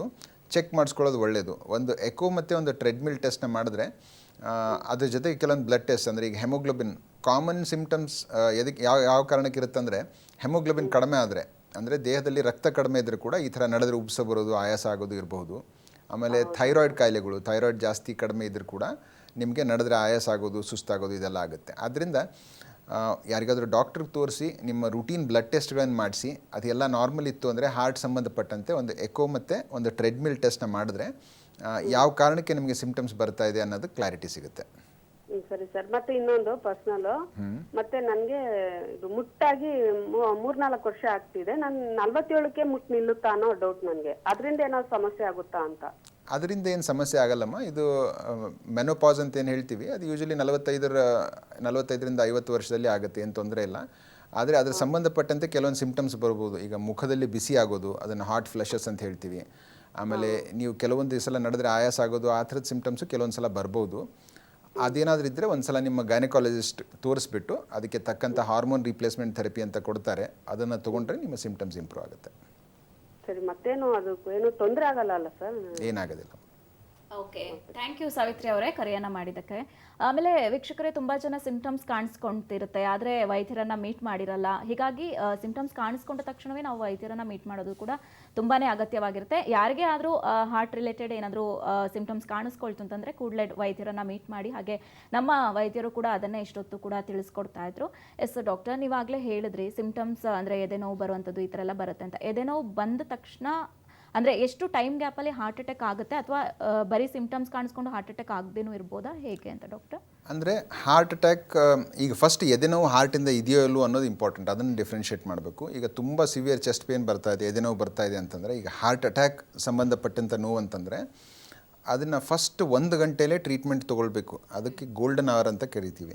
ಯಾವ ಪೇಷಂಟು ಮೊದಲನೇ 1 ಗಂಟೆಯಲ್ಲಿ ಅವರಿಗೆ ಸೂಕ್ತವಾದ ಚಿಕಿತ್ಸೆ ಸಿಗುತ್ತೆ, ಟ್ರೀಟ್ಮೆಂಟ್ ಸಿಗುತ್ತೆ, ಅವರಿಗೆ ಹಾರ್ಟ್ ಅಟ್ಯಾಕಲ್ಲಿ ಪ್ರೋಗ್ನೋಸಿಸ್ ಅಂದರೆ ಮುಂದಿನ ಲೈಫ್ ಸ್ಪ್ಯಾನ್ ಅನ್ಬೋದು ಅಥವಾ ಅವ್ರದ್ದು ಕ್ವಾಲಿಟಿ ಆಫ್ ಲೈಫ್ ಆಗ್ಬೋದು, ಎರಡೂ ಕೂಡ ನಾರ್ಮಲ್ ಆಗಿರುತ್ತೆ. ಸೊ ಯಾವಾಗಲೂ ಯಾವತ್ತೇ ಆದರೂ ಎದೆನೋವು ತುಂಬ ಸಿವಿಯರ್ ಇದೆ, ಈಗ ನಾವೇನು ಹೇಳಿದ್ವಿ, ಇಷ್ಟು ಡಿಸ್ಕಸ್ ಮಾಡಿದ್ವಿ, ಆ ಥರದ ಸಿಮ್ಟಮ್ಸ್ ಬಂದರೆ ಅಥವಾ ಈ ಥರದ ಡೌಟ್ ಇದ್ದಾಗ ಇಮಿಡಿಯೇಟಾಗಿ ಮನೆ ಹತ್ತಿರ ನಿಯರೆಸ್ಟ್ ಹಾಸ್ಪಿಟ್ಲ್ ಎಲ್ಲಿರುತ್ತೋ ಅಲ್ಲಿ ಹೋಗಿಬಿಟ್ಟು ಒಂದು ECG ಮಾಡಿಸ್ಕೊಂಡು ಅಥವಾ ಡಾಕ್ಟ್ರಿಗೆ ತೋರಿಸಿ ಅದನ್ನು ಡಯಾಗ್ನೋಸ್ ಮಾಡಿಸೋದು ಇಂಪಾರ್ಟೆಂಟ್. ಯಾಕೆಂದರೆ ಹಾರ್ಟ್ ಅಟ್ಯಾಕ್ ಅಂತ ಮಾತಾಡಿದಾಗ ಹಾರ್ಟ್ ಅಟ್ಯಾಕಲ್ಲಿ ಎಲ್ಲಕ್ಕಿಂತ ಇಂಪಾರ್ಟೆಂಟ್ ಅಂದರೆ ಟೈಮ್. ಎಷ್ಟು ಬೇಗ ಪೇಷಂಟ್ನ ಟ್ರೀಟ್ ಮಾಡ್ತೀವೋ ಅಷ್ಟು ಬೇಗ ಪೇಷಂಟ್ಸು ಸರಿ ಆಗ್ತಾರೆ. ಸೊ ಫಸ್ಟ್ ಅದು ಟ್ರೀಟ್ಮೆಂಟ್ ಕೊಡಬೇಕು ಅಂದರೆ ಮೊದಲು ಡಯಾಗ್ನೋಸಿಸ್ ಬೇಕು. ಆದ್ದರಿಂದ ಫಸ್ಟ್ ECG ಮಾಡಿ ಮೊದಲನೇ 1 ಗಂಟೆಯಲ್ಲಿ ಯಾರಿಗೆ ನಿಮಗೆ ECG ಮಾಡಿ ಡಯಾಗ್ನೋಸಿಸ್ ಆಗುತ್ತೆ ಆ್ಯಂಡ್ ಟ್ರೀಟ್ಮೆಂಟ್ ಕರೆಕ್ಟಾಗಿ ಆಗುತ್ತೆ, ಆ ಪೇಷಂಟ್ಸಿಗೆ ಲಾಂಗ್ ಟರ್ಮಲ್ಲಿ ಅವರ ಜೀವಕ್ಕೆ ಅಪಾಯ ಆಗೋದಾಗಲಿ ಅಥವಾ ಮುಂದೆ ಹೋಗಿಬಿಟ್ಟು ಅವ್ರ ಕ್ವಾಲಿಟಿ ಆಫ್ ಲೈಫ್ ಅಂದರೆ ಹಾರ್ಟ್ ಫೇಲ್ಯೂರ್ ಸಿಮ್ಟಮ್ಸ್ ಬರೋದು ಅದು ಕೂಡ ಚಾನ್ಸಸ್ ಕಡಿಮೆ ಆಗುತ್ತೆ. ಸೊ ಅದರಿಂದ ಟೈಮ್ ತುಂಬ ಇಂಪಾರ್ಟೆಂಟು. ಫಸ್ಟ್ 1 ಗಂಟೆ ಹಾರ್ಟ್ ಅಟ್ಯಾಕಲ್ಲಿ ನಾವು ಅದನ್ನು ಗೋಲ್ಡನ್ ಅವರ್ ಅಂತ ಕರಿತೀವಿ. ಸೊ ಈ ಕೆಲವೊಂದು ಪೇಷಂಟ್ಸಲ್ಲಿ ಏನಾಗುತ್ತೆ, ಸಿಮ್ಟಮ್ಸ್ ಇಲ್ಲದೆ ಕೂಡ ಬರ್ಬೋದು ಅಂತ ಹೇಳಿದ್ವಲ್ಲ, ಅವರಿಗೆ ಈಗ ಬೇರೆ ಅಟಿಪಿಕಲ್ ಸಿಮ್ಟಮ್ಸ್ ಇದ್ರೆ ಅಂದರೆ ಸ್ವೆಟ್ಟಿಂಗ್ ಆಗೋದು, ಉಸಿರಾಟಕ್ಕೆ ತೊಂದರೆ, ಹಾಗಿದ್ದರೂ ಕೂಡ ಡೌಟ್ ಇದ್ದಾಗ ಎಷ್ಟು ಬೇಗ ಆಗುತ್ತೆ ಅಷ್ಟು ಬೇಗ ಹೋಗಿಬಿಟ್ಟು ಟೆಸ್ಟ್ ಮಾಡಿಸಿ ಅದನ್ನು ಡಯಾಗ್ನೋಸ್ ಮಾಡಿಸ್ಕೊಳ್ಳೋದು ಒಳ್ಳೆಯದು. ಓಕೆ ಡಾಕ್ಟರ್, ಮತ್ತೊಬ್ಬರು ಕಾಲರ್ ಇದ್ದಾರೆ, ಮಾತಾಡ್ಸೋಣ. ಹಲೋ ಹಲೋ ಹಲೋ, ನಮಸ್ತೆ ಸರ್, ನಿಮ್ಮ ಹೆಸರು? ನಮಸ್ತೆ ಮೇಡಮ್, ಮಲ್ಲಿಕಾರ್ಜುನ್ ಅಂದ್ಬಿಟ್ಟು. ಮಲ್ಲಿಕಾರ್ಜುನ್, ಎಲ್ಲಿಂದ ಕಾಲ್ ಮಾಡ್ತಿದ್ದೀರಾ? ಶಿವಮೊಗ್ಗದಿಂದ. ಶಿವಮೊಗ್ಗದಿಂದ. ಓಕೆ ಡಾಕ್ಟರ್ ಇದ್ದಾರೆ, ನಿಮ್ಮ ಸಮಸ್ಯೆ ಏನಿದೆ ಹೇಳಿ. ನಮಸ್ಕಾರ, ಹೇಳಿ ಮಲ್ಲಿಕಾರ್ಜುನ್ ಅವರೇ. ಸರ್ ಹಲೋ ನಮಸ್ಕಾರ, ಹೇಳಿ ಮಲ್ಲಿಕಾರ್ಜುನ್ ಅವರೇ. ಸರ್ 2018ರಲ್ಲಿ ನನಗೆ ಸ್ಟೆಂಟ್ ಹಾಕಿದ್ರು. ಇಲ್ಲಿವರೆಗೂ ಏನು ತೊಂದರೆ ಇಲ್ಲ, ಟ್ಯಾಬ್ಲೆಟ್ ಡೈಲಿ ತಗೊಂಡು ರೆಗ್ಯುಲರ್ ಡ್ಯೂಟಿ ಮಾಡ್ಕೊಂಡಿದ್ದೀನಿ. ಬಟ್ ಲಾಸ್ಟ್ ವೀಕಿಂದ ನನಗೆ ಹಾರ್ಟಲ್ಲಿ ಒಂದು ಚೂರು ಪೇಯ್ನು ಮತ್ತು ರೈಟ್ ಹ್ಯಾಂಡ್ ಪೇಯ್ನ್ ಬರ್ತಾ ಇದೆ ಸರ್. ಹೌದಾ? ಇಷ್ಟು ದಿನ ಯಾವುದು ನೋವು ಇರಲಿಲ್ವಾ ನಿಮಗೆ? ಅಷ್ಟು ದಿನ ಏನು ಅಂತ ನೋವು ಇರಲಿಲ್ಲ, ಸ್ವಲ್ಪ ಸುಸ್ತಾಗೋದು ಅದು ನಾರ್ಮಲ್ ಇರೋದು. ಓಕೆ. ಬಟ್ ಒಂದು 15 ಡೇಸಿಂದ ರೈಟ್ ಹ್ಯಾಂಡ್ ಫುಲ್ ಎತ್ತಕ್ಕಾಗಲ್ಲ, ಅಷ್ಟು ನೋವು ಬರುತ್ತೆ. ಓಕೆ. ರೈಟ್ ಹ್ಯಾಂಡ್ ಈ ನೋವೇನಾದರೂ ನಡೆದ್ರೆ, ಮೆಟ್ಲು ಹತ್ತಿದ್ರೆ, ಅಪ್ ಹತ್ತಬೇಕಾದ್ರೆ ಏನಾದರೂ ಬರುತ್ತಾ? ಇಲ್ಲ ಸರ್, ಬರಲ್ಲ. ಆ ಥರ ಏನಿಲ್ಲ ಅಲ್ಲ. ಆಮೇಲೆ ಎದೆ ನೋವು ಅಂತ ಹೇಳಿದ್ರಲ್ಲ, ಇದು ನಿಮಗೆ ಸ್ಟೆಂಟ್ ಹಾಕೋಕ್ಕಿಂತ ಮುಂಚೆ ಬರ್ತಿದ್ದ ನೋವು ಮತ್ತು ಈಗ ಬರ್ತಿದ್ದ ನೋವು ಸೇಮಾ ಅಥವಾ ಬೇರೆ ಅನ್ಸುತ್ತಾ? ಸರ್ ಸ್ಟೆಂಟ್ ಹಾಕೋಕ್ಕಿಂತ ಮುಂಚೆ ಬರ್ತಿದ್ದ ನೋವು ಸೇಮ್ ಬರ್ತಾ ಇದೆ ಸರ್, ಒಂಚೂರು ಅಂದರೆ ಒಂಥರ ಉರಿ ಬರುತ್ತೆ, ಅದೇ ಉರಿ ಬರ್ತಾ ಇದೆ. ಅದೇ ರೀತಿಯ ಒಂದು ಸಿಮ್ಟಮ್ಸ್ ಬರ್ತಾ ಇತ್ತು ಅಂದರೆ ಆದಷ್ಟು ಬೇಗ ನಿಮ್ಮ ಡಾಕ್ಟ್ರಿಗೆ ತೋರಿಸ್ಬಿಟ್ಟು ಯೂಶಲಿ ECG, ಎಕೋ ಮತ್ತು ಟ್ರೆಡ್ಮಿಲ್ ಟೆಸ್ಟ್ಗಳನ್ನು ಮಾಡಿ ನೋಡ್ತಾರೆ. ಟ್ರೆಡ್ಮಿಲ್ ಟೆಸ್ಟಲ್ಲಿ ಏನೋ ಚೇಂಜಸ್ ಇತ್ತು ಅಥವಾ ಈ ನೋವು ಹಾರ್ಟಿಂದ ಇರಬಹುದು ಅಂತ ಅವ್ರಿಗೆ ಅನಿಸಿದರೆ ಒಂದು ಆ್ಯಂಜಿಯೋಗ್ರಾಮ್ ಮಾಡಿ ಚೆಕ್ ಮಾಡಿ ನೋಡಬೇಕಾಗ್ಬೋದು.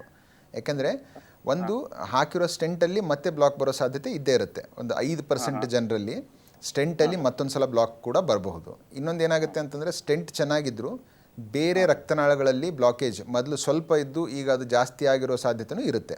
ಸೊ ಅದರಿಂದ ಟ್ರೆಡ್ಮಿಲ್ ಟೆಸ್ಟ್ನ ಮಾಡಿಸ್ಕೊಂಡು ನಿಮ್ಮ ಡಾಕ್ಟ್ರಿಗೆ ತೋರಿಸಿ, ಅವರು ನೆಸೆಸಿಟಿ ಇದೆ, ಅದರದ್ದು ಅವಶ್ಯಕತೆ ಇದೆ ಅಂತಂದರೆ ಒಂದು ಆ್ಯಂಜಿಯೋಗ್ರಾಮ್ನ ಮಾಡಿ ಚೆಕ್ ಮಾಡಿ ನೋಡ್ತಾರೆ. ಸಪೋಸ್ ಆ ಥರ ಇರಲಿಲ್ಲ ಅಂತಂದರೆ ನಿಮ್ಮ ಸಿಮ್ಟಮ್ಸ್ಗೆ ತಕ್ಕಂಥ ಮಾತ್ರೆಗಳನ್ನು ಟ್ರೀಟ್ಮೆಂಟ್ನ ಕೊಟ್ಟರೆ ಸಿಮ್ಟಮ್ಸ್ ಎಲ್ಲ ಸರಿ ಹೋಗುತ್ತೆ. ಎಸ್ ಡಾಕ್ಟರ್, ನಾವಿವಾಗ ನೋಡ್ತಾ ಇರ್ತೀವಿ ಕಾಮನ್ ಆಗಿ ಈ ಚಿಕ್ಕ ಯಂಗ್ ಏಜಲ್ಲೇ ಕೂಡ ಈಗ ಹೆಚ್ಚಾಗಿ ಕಾಣಿಸ್ಕೊಳ್ತಾ ಇದೆ. ಹಾಗೆ ತುಂಬ ಜನ ಈ ಸ್ಪೋರ್ಟ್ಸ್ ಆಡುವಂಥವ್ರು ಅವರೆಲ್ಲರಿಗೂ ಕೂಡ ಕಾಣಿಸ್ಕೊಳ್ತಾ ಇರುತ್ತೆ. ಡಾಕ್ಟರ್, ಇದ್ರ ಬಗ್ಗೆ ಮಾತಾಡ್ಸೋಣ. ಒಬ್ರು ಕಾಲರ್ ಇದ್ದಾರೆ, ಮಾತಾಡ್ಸ್ಕೊಂಡ್ಬಿಡೋಣ. ಹಲೋ ಹಲೋ ಹಲೋ, ನಮಸ್ತೆ, ನಿಮ್ಮ ಹೆಸರು? ಚಂದ್ರೇಗೌಡ ಅಂತ, ಮೈಸೂರು. ಚಂದ್ರೇಗೌಡ, ಮೈಸೂರಿಂದ. ಹೌದು ಮೇಡಮ್. ಓಕೆ ಚಂದ್ರೇಗೌಡ ಅವರೇ, ಡಾಕ್ಟರ್ ಇದ್ದಾರೆ, ನಿಮ್ಮ ಸಮಸ್ಯೆ ಏನಿದೆ ಮಾತಾಡಿ. ಹೇಳಿ ಚಂದ್ರೇಗೌಡ್ರೆ.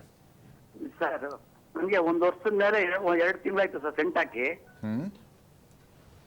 ಹಾಂ ಹೇಳಿ. ಹಲೋ. ಹಾಂ ಹೇಳಿ 2 ತಿಂಗಳಾಯ್ತು ಸೆಂಟ್ ಹಾಕಿ, 1 ವರ್ಷದ ಮೇಲೆ ಡಬಲ್ ಸೆಂಟ್ ಹಾಕಿದ್ದಾರೆ. ಓಕೆ. ಇಲ್ಲಿವರೆಗೆ ಏನು ಪ್ರಾಬ್ಲಮ್ ಇಲ್ಲ ಅದರಿಂದ. ಓಕೆ. ಆದ್ರೆ ನಾನು ಕೆಲಸ ಮಾಡ್ತಿದ್ದೀನಿ, ಮಾಡ್ಬೋದಾ ಅಥವಾ ಯಾವ್ದಾದ್ರು ತೊಂದರೆ ಇದೆಯಾ ಅದರಲ್ಲಿ ಮಾಡಿದ್ರೆ? 1 ವರ್ಷ ಆದಮೇಲೆ ಮೇನ್ ಅಂತಂದರೆ ನಿಮ್ಮ ಡಾಕ್ಟ್ರಿಗೆ ರೆಗ್ಯುಲರಾಗಿ ತೋರಿಸ್ಬಿಟ್ಟು ಅವ್ರು ಏನು ಮಾತ್ರೆ ಹೇಳಿರ್ತಾರೆ ಅದನ್ನು ಕರೆಕ್ಟಾಗಿ ತೊಗೊಳ್ಬೇಕು. ಒಂದು ಮಾತ್ರೆ ಕೊಡ್ತಾ ಇದ್ದಾರೆ ಡೈಲಿ.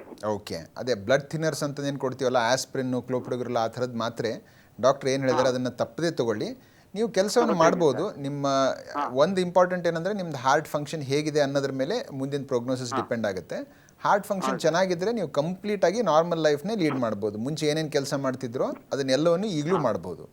ಆದರೆ ನಿಮಗೆ ನಡೆದ್ರೆ ಉಬ್ಸ ಬರ್ತಾ ಇದೆ, ಆಯಾಸ ಆಗ್ತಾ ಇದೆ ಅಂತಂದರೆ, ಆ ಥರದ ಸಿಮ್ಟಮ್ಸ್ ಏನಾದರೂ ಇದ್ದರೆ ನಿಮ್ಮ ಫಿಸಿಕಲ್ ಕೆಪಾಸಿಟಿಗೆ ತಕ್ಕಂತೆ ಕೆಲಸಗಳನ್ನು ಮಾಡ್ಬೋದು. ಸ್ಟೆಂಟ್ ಹಾಕಿದ್ಮೇಲೆ ಕೆಲಸ ಮಾಡಬಾರ್ದು ಅಥವಾ ಬೆಡ್ ರೆಸ್ಟು ಆ ಥರದ್ದೇನೂ ಇರೋದಿಲ್ಲ. ನಿಮ್ಮ ಸ್ಟೆಂಟ್ ಹಾಕೋ ಮೇನ್ ಉದ್ದೇಶನೇ ನಿಮ್ಮ ಮೊದಲಿನ ಥರ ಲೈಫ್ ಸ್ಟೈಲ್ಗೆ ನೀವು ವಾಪಸ್ ಹೋಗಲಿ, ಅದೇ ರೀತಿ ಎಲ್ಲ ಕೆಲಸವನ್ನು ಮಾಡಿಕೊಂಡು ನಾರ್ಮಲ್ ಆಗಿ ಇರಲಿ ಅನ್ನೋ ಕಾರಣಕ್ಕೆ ಈ ಟ್ರೀಟ್ಮೆಂಟ್ಗಳನ್ನು ಕೊಡ್ತೀವಿ. ಸೊ ಆದ್ದರಿಂದ ನಿಮ್ಮ 74 ಇಯರ್ಸ್ ಸರ್ ನನಗೆ.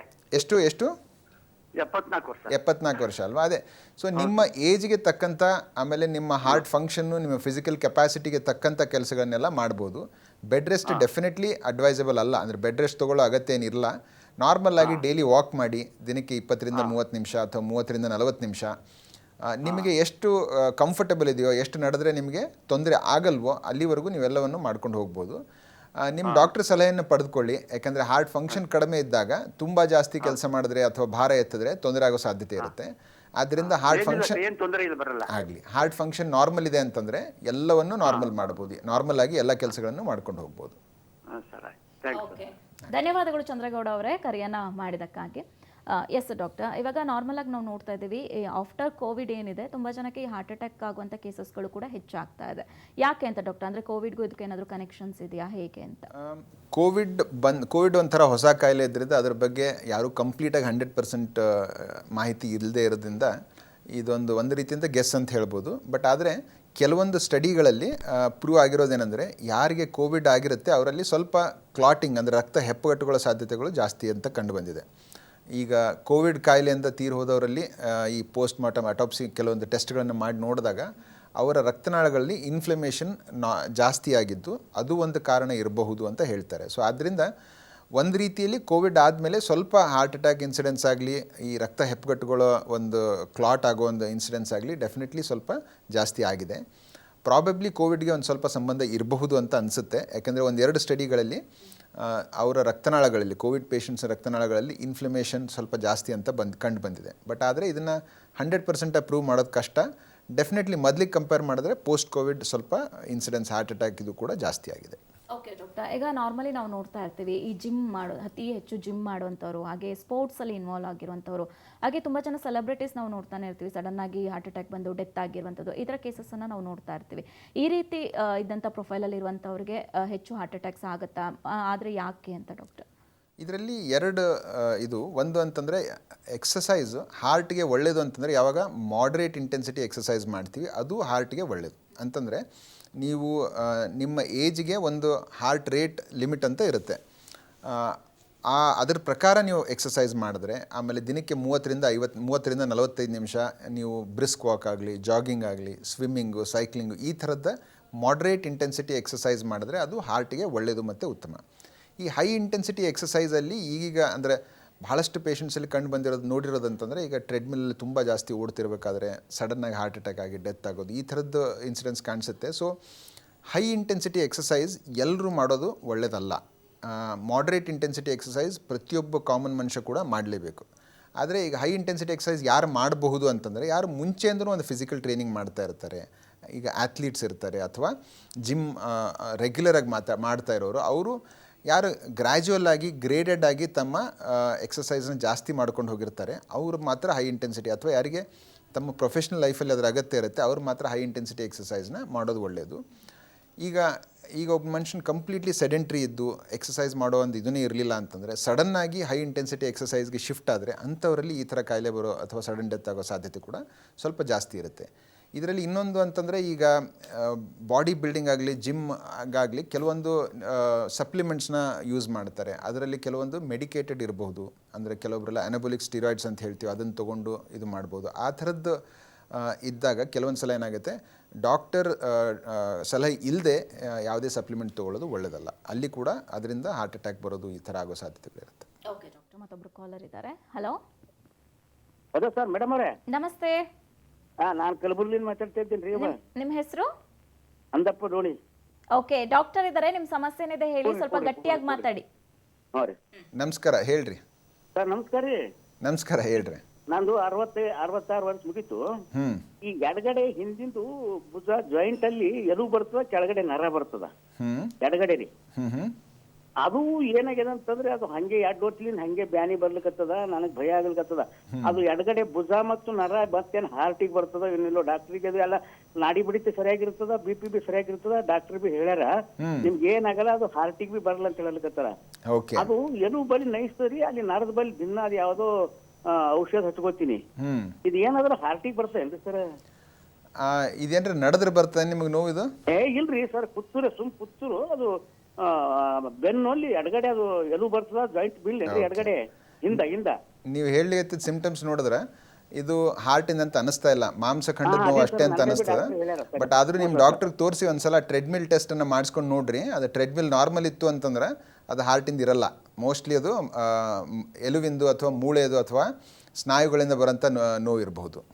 ಡಾಕ್ಟರ್, ನೀವು ಹೇಳ್ತಿದ್ರಿ ನಮ್ಮ ಲೈಫ್ ಸ್ಟೈಲ್ ಕೂಡ ತುಂಬಾ ಇಂಪಾರ್ಟೆಂಟ್ ಆಗುತ್ತೆ ಅಂತ. ಇವಾಗೆಲ್ಲ ಹೆಂಗಾಗಿದೆ ಅಂತಂದರೆ ಯಂಗ್ಸ್ಟರ್ಸ್ಗಳು ಬರೀ ಒಂಥರ ಬ್ಯಾಡ್ ಹ್ಯಾಬಿಟ್ಸ್ ಇಟ್ಕೊಂಡಿರ್ತಾರೆ. ಸ್ಮೋಕಿಂಗು, ಡ್ರಿಂಕಿಂಗು, ಜಂಕ್ ಫುಡ್ಸ್ ತಿನ್ನುವಂಥದ್ದು. ಆದರೆ ಮಿನಿಮಮ್ ಎಕ್ಸಸೈಸು, ವಾಕ್ ಕೂಡ ಇರೋದಿಲ್ಲ. ಈ ರೀತಿಯಾಗಿ ಲೈಫ್ ಸ್ಟೈಲ್ನ ಇಟ್ಕೊಂಡ್ರೆ ಏನೇನು ಪ್ರಾಬ್ಲಮ್ಸ್ ಆಗುತ್ತೆ ಅಂತ ಡಾಕ್ಟರ್? ಹಾರ್ಟ್ ಅಟ್ಯಾಕ್ ಸಂಬಂಧಪಟ್ಟಂಗೆ ಮಾತಾಡೋದಾದರೆ ಜಗತ್ತಿನಲ್ಲಿ ಆಗುವಂಥ ಹಾರ್ಟ್ ಅಟ್ಯಾಕ್ಗಳೇ 60ರಿಂದ 70% ಹಾರ್ಟ್ ಅಟ್ಯಾಕ್ಗಳನ್ನು ತಡೆಗಟ್ಟಬೋದು, ಪ್ರಿವೆಂಟ್ ಮಾಡ್ಬೋದು. ಹೇಗೆ ಪ್ರಿವೆಂಟ್ ಮಾಡ್ಬೋದು ಅಂತಂದರೆ ನಿಮ್ಮ ರಿಸ್ಕ್ ಫ್ಯಾಕ್ಟರ್ಸ್ನ ಕಂಟ್ರೋಲ್ ಮಾಡಬೇಕು, ಅದ್ರ ಜೊತೆಗೆ ಲೈಫ್ ಸ್ಟೈಲ್ನ ಇಂಪ್ರೂವ್ ಮಾಡಬೇಕು. ಲೈಫ್ ಸ್ಟೈಲ್ ಅಂತ ಹೇಳಿದ್ರೆ ಬೇಸಿಕಲಿ ಫಸ್ಟ್ ಎಲ್ಲಕ್ಕಿಂತ ಇಂಪಾರ್ಟೆಂಟ್ ಅಂದರೆ ಸ್ಮೋಕಿಂಗ್. ಬೀಡಿ ಸೇದೋದು, ಸಿಗರೆಟ್ ಸೇದೋದು, ತಂಬಾಕು ತಿನ್ನೋದು, ಯಾವುದೇ ಒಂದು ಫಾರ್ಮ್ನಲ್ಲಿ ತಂಬಾಕು ತೊಗೊಂಡ್ರೆ ಕೂಡ ಅದರಿಂದ ಹಾರ್ಟ್ ಅಟ್ಯಾಕ್ ಆಗ್ಬೋದು ಮತ್ತು ಬೇರೆ ಥರದ್ದು ಸಾಕಷ್ಟು ಕಾಯಿಲೆಗಳು ಕೂಡ ಬರ್ಬೋದು. ಸೊ ಒಂದು ರಿಸ್ಕ್ ಫ್ಯಾಕ್ಟರ್ ಎಲ್ಲಕ್ಕಿಂತ ಮೊದಲು ಚೇಂಜ್ ಮಾಡಬೇಕಾಗಿರೋ ಹ್ಯಾಬಿಟ್ಟು ಅಂತಂದರೆ ಸ್ಮೋಕಿಂಗ್. ಯಾರಾದರೂ ಸ್ಮೋಕ್ ಮಾಡ್ತಾ ಇದ್ರೆ ಅಂದರೆ ಅದನ್ನು ಕಂಪ್ಲೀಟಾಗಿ ಬಿಡಬೇಕು. ಒಂದು ಅಡ್ವಾಂಟೇಜ್ ಏನಂದರೆ ಸ್ಮೋಕಿಂಗ್ನ ಬಿಟ್ಟರೆ, ತಂಬಾಕು ಅನ್ನೋದನ್ನು ಬಿಟ್ಟರೆ ಮುಂದಿನ 1 ವರ್ಷದಲ್ಲಿ ಅವರ ರಿಸ್ಕು, ಹಾರ್ಟ್ ಅಟ್ಯಾಕ್ ಬರೋಂಥ ರಿಸ್ಕು ಯಾರು ಸ್ಮೋಕ್ ಮಾಡಲ್ಲೋ ಅವ್ರಿಗೆ ಈಕ್ವಲ್ ಆಗುತ್ತೆ. ಸೊ ಫಸ್ಟ್ ಚೇಂಜ್ ಮಾಡಬೇಕಾಗಿರೋದು ಅದು. ಅದಾದಮೇಲೆ ನೆಕ್ಸ್ಟ್ ಬರೋದು ಡಯಟು ಮತ್ತು ಎಕ್ಸಸೈಸು. ಡಯಟಲ್ಲಿ ಬೇಸಿಕಲಿ ಜಂಕ್ ಫುಡ್ಡು, ಬೇಕ್ರಿ ಐಟಮ್ಸು, ಡೀಪ್ ಫ್ರೈಡ್ ಐಟಮ್ಸ್, ಎಣ್ಣೆಯಲ್ಲಿ ಕರೆದಿರೋಂಥದ್ದು, ತುಂಬ ತುಪ್ಪ ತಿನ್ನೋದು ಅಥವಾ ತುಂಬ ಜಾಸ್ತಿ ನಾನ್ ವೆಜ್ ತಿನ್ನೋದು, ಇದನ್ನೆಲ್ಲವನ್ನು ಕಡಿಮೆ ಮಾಡಬೇಕಾಗಿ ಬರುತ್ತೆ. ತರಕಾರಿಗಳನ್ನು, ಹಣ್ಣುಗಳನ್ನು ಜಾಸ್ತಿಯಾಗಿ ತಿನ್ನಬೇಕು. ನಿಮ್ಮ ಊಟದಲ್ಲಿ ಸಿರಿಧಾನ್ಯಗಳನ್ನು ಇನ್ಕ್ಲೂಡ್ ಮಾಡೋದು, ಸ್ವಲ್ಪ ಕಾರ್ಬೋಹೈಡ್ರೇಟ್ಸ್ನ ಕಡಿಮೆ ಮಾಡಬೇಕು, ಆಮೇಲೆ ಫ್ಯಾಟ್ಸ್ನ ಕಡಿಮೆ ಮಾಡಬೇಕು, ಜೊತೆಗೆ ಪ್ರೋಟೀನ್ಸು, ಫೈಬರ್ಸ್ನ ಜಾಸ್ತಿಯಾಗಿ ತೊಗೊಳ್ಬೇಕು. ಇದು rough over view of the diet. But ಎಲ್ಲಕ್ಕಿಂತ ಇಂಪಾರ್ಟೆಂಟ್ ಅಂದರೆ ಡೈಲಿ ಅಟ್ಲೀಸ್ಟ್ ಒಂದು 2 ಬೌಲ್ ಫ್ರೂಟ್ಸ್, ವೆಜಿಟೇಬಲ್ಸ್, ಹಣ್ಣುಗಳನ್ನು, ತರಕಾರಿಗಳನ್ನು ಕಂಪಲ್ಸರಿ ತಿನ್ನಲೇಬೇಕು. ಅದರಲ್ಲಿ ಆ್ಯಂಟಿ ಆಕ್ಸಿಡೆಂಟ್ಸ್ ಇರುತ್ತೆ, ಅದರಲ್ಲಿ ಕೆಲವೊಂದು ನ್ಯೂಟ್ರಿಯೆಂಟ್ಸು, ಮಿನರಲ್ಸ್ ಅಂತ ಹೇಳ್ತೀವಿ, ಅದೆಲ್ಲ ಇರುತ್ತೆ. ಅದರಿಂದ ಓವರಾಲ್ ಲಾಂಗ್ ರನ್ನಲ್ಲಿ ಹಾರ್ಟ್ ಅಟ್ಯಾಕ್ ತಡೆಗಟ್ಟಕ್ಕೆ ಹೆಲ್ಪ್ ಆಗುತ್ತೆ. ಅದೇ ರೀತಿ ಎಕ್ಸಸೈಸ್ ಕೂಡ ತುಂಬ ಇಂಪಾರ್ಟೆಂಟು. ದಿನಕ್ಕೆ ಅಟ್ಲೀಸ್ಟ್ 30ರಿಂದ 45 ನಿಮಿಷ ಎಕ್ಸಸೈಸ್ ಮಾಡೋದು ಹಾರ್ಟ್ ಹೆಲ್ತ್ಗೆ ತುಂಬ ಒಳ್ಳೆಯದು. ಓಕೆ ಡಾಕ್ಟರ್, ಒಬ್ರು ಕಾಲರ್ ಇದ್ದಾರೆ. ಹಲೋ ಹಲೋ, ನಮಸ್ತೆ. ನಮಸ್ತೆ ಮೇಡಮ್. ನಿಮ್ಮ ಹೆಸರು? ಸುಷ್ಮಾ ಅಂತ. ಸುಷ್ಮಾ, ಎಲ್ಲಿಂದ ಕಾಲ್ ಮಾಡ್ತಿದ್ದೀರಾ? ಹಾಸನಿಂದ. ಓಕೆ ಸುಷ್ಮಾ, ಡಾಕ್ಟರ್ ಇದ್ದಾರೆ, ನಿಮ್ಮ ಸಮಸ್ಯೆ ಏನಿದೆ ಮಾತಾಡಿ. ಡಾಕ್ಟರ್ ನಮಸ್ತೆ. ನಮಸ್ತೆ ಅಮ್ಮ. ಸರ್, ನನ್ನ ಹಸ್ಬೆಂಡ್ಗೆ ಈಗ ರೀಸೆಂಟ್ಲಿ ಪೇನ್ ಬರ್ತಾ ಇದೆ ಡಾಕ್ಟರ್. ಲೆಫ್ಟ್ ಹ್ಯಾಂಡ್ ಮತ್ತೆ ಲೆಫ್ಟ್ ಸೈಡ್ ಚೆಸ್ಟ್ ಪೇನ್ ಬರ್ತಾ ಇದೆ. ಓಕೆ. ಕಂಟಿನ್ಯೂಸ್ ಬರ್ತಾ ಇಲ್ಲ, ಬಿಟ್ಟು ಬರ್ತಾ ಇದೆ. ECG ಕೂಡ ಮಾಡಿಸಿದ್ವಿ, ಎಕೋ ಕೂಡ ಮಾಡಿಸಿದ್ವಿ, ಎಲ್ಲ ನಾರ್ಮಲ್ ಇದೆ ಅಂತ ಹೇಳ್ತಾ ಇದ್ದಾರೆ. ಹೌದಮ್ಮ. ವಯಸ್ಸು ಎಷ್ಟು ಅವ್ರಿಗೆ? 32 ಡಾಕ್ಟರ್. 32 ಅಲ್ಲ. ಶುಗರು, BP ಅದೇನಾದರೂ ಇದೆಯಾ? BP ಇದೆ ಸ್ವಲ್ಪ. ಓಕೆ. ಮಾತ್ರೆ ತಗೊಳ್ತಿದ್ದಾರಾ BP-ಗೆ? ಇಲ್ಲ, ತಗೊಂತಿಲ್ಲ. ಏನಿಲ್ಲ. ಸೊ ಇದು ಒಂದು ಟ್ರೆಡ್ಮಿಲ್ ಟೆಸ್ಟ್ನ ಮಾಡಿಸಿ ನೋಡೋದು ಒಳ್ಳೆಯದು, ಇಲ್ಲಿವರೆಗೂ ಮಾಡಿರಲಿಲ್ಲ ಅಂದರೆ.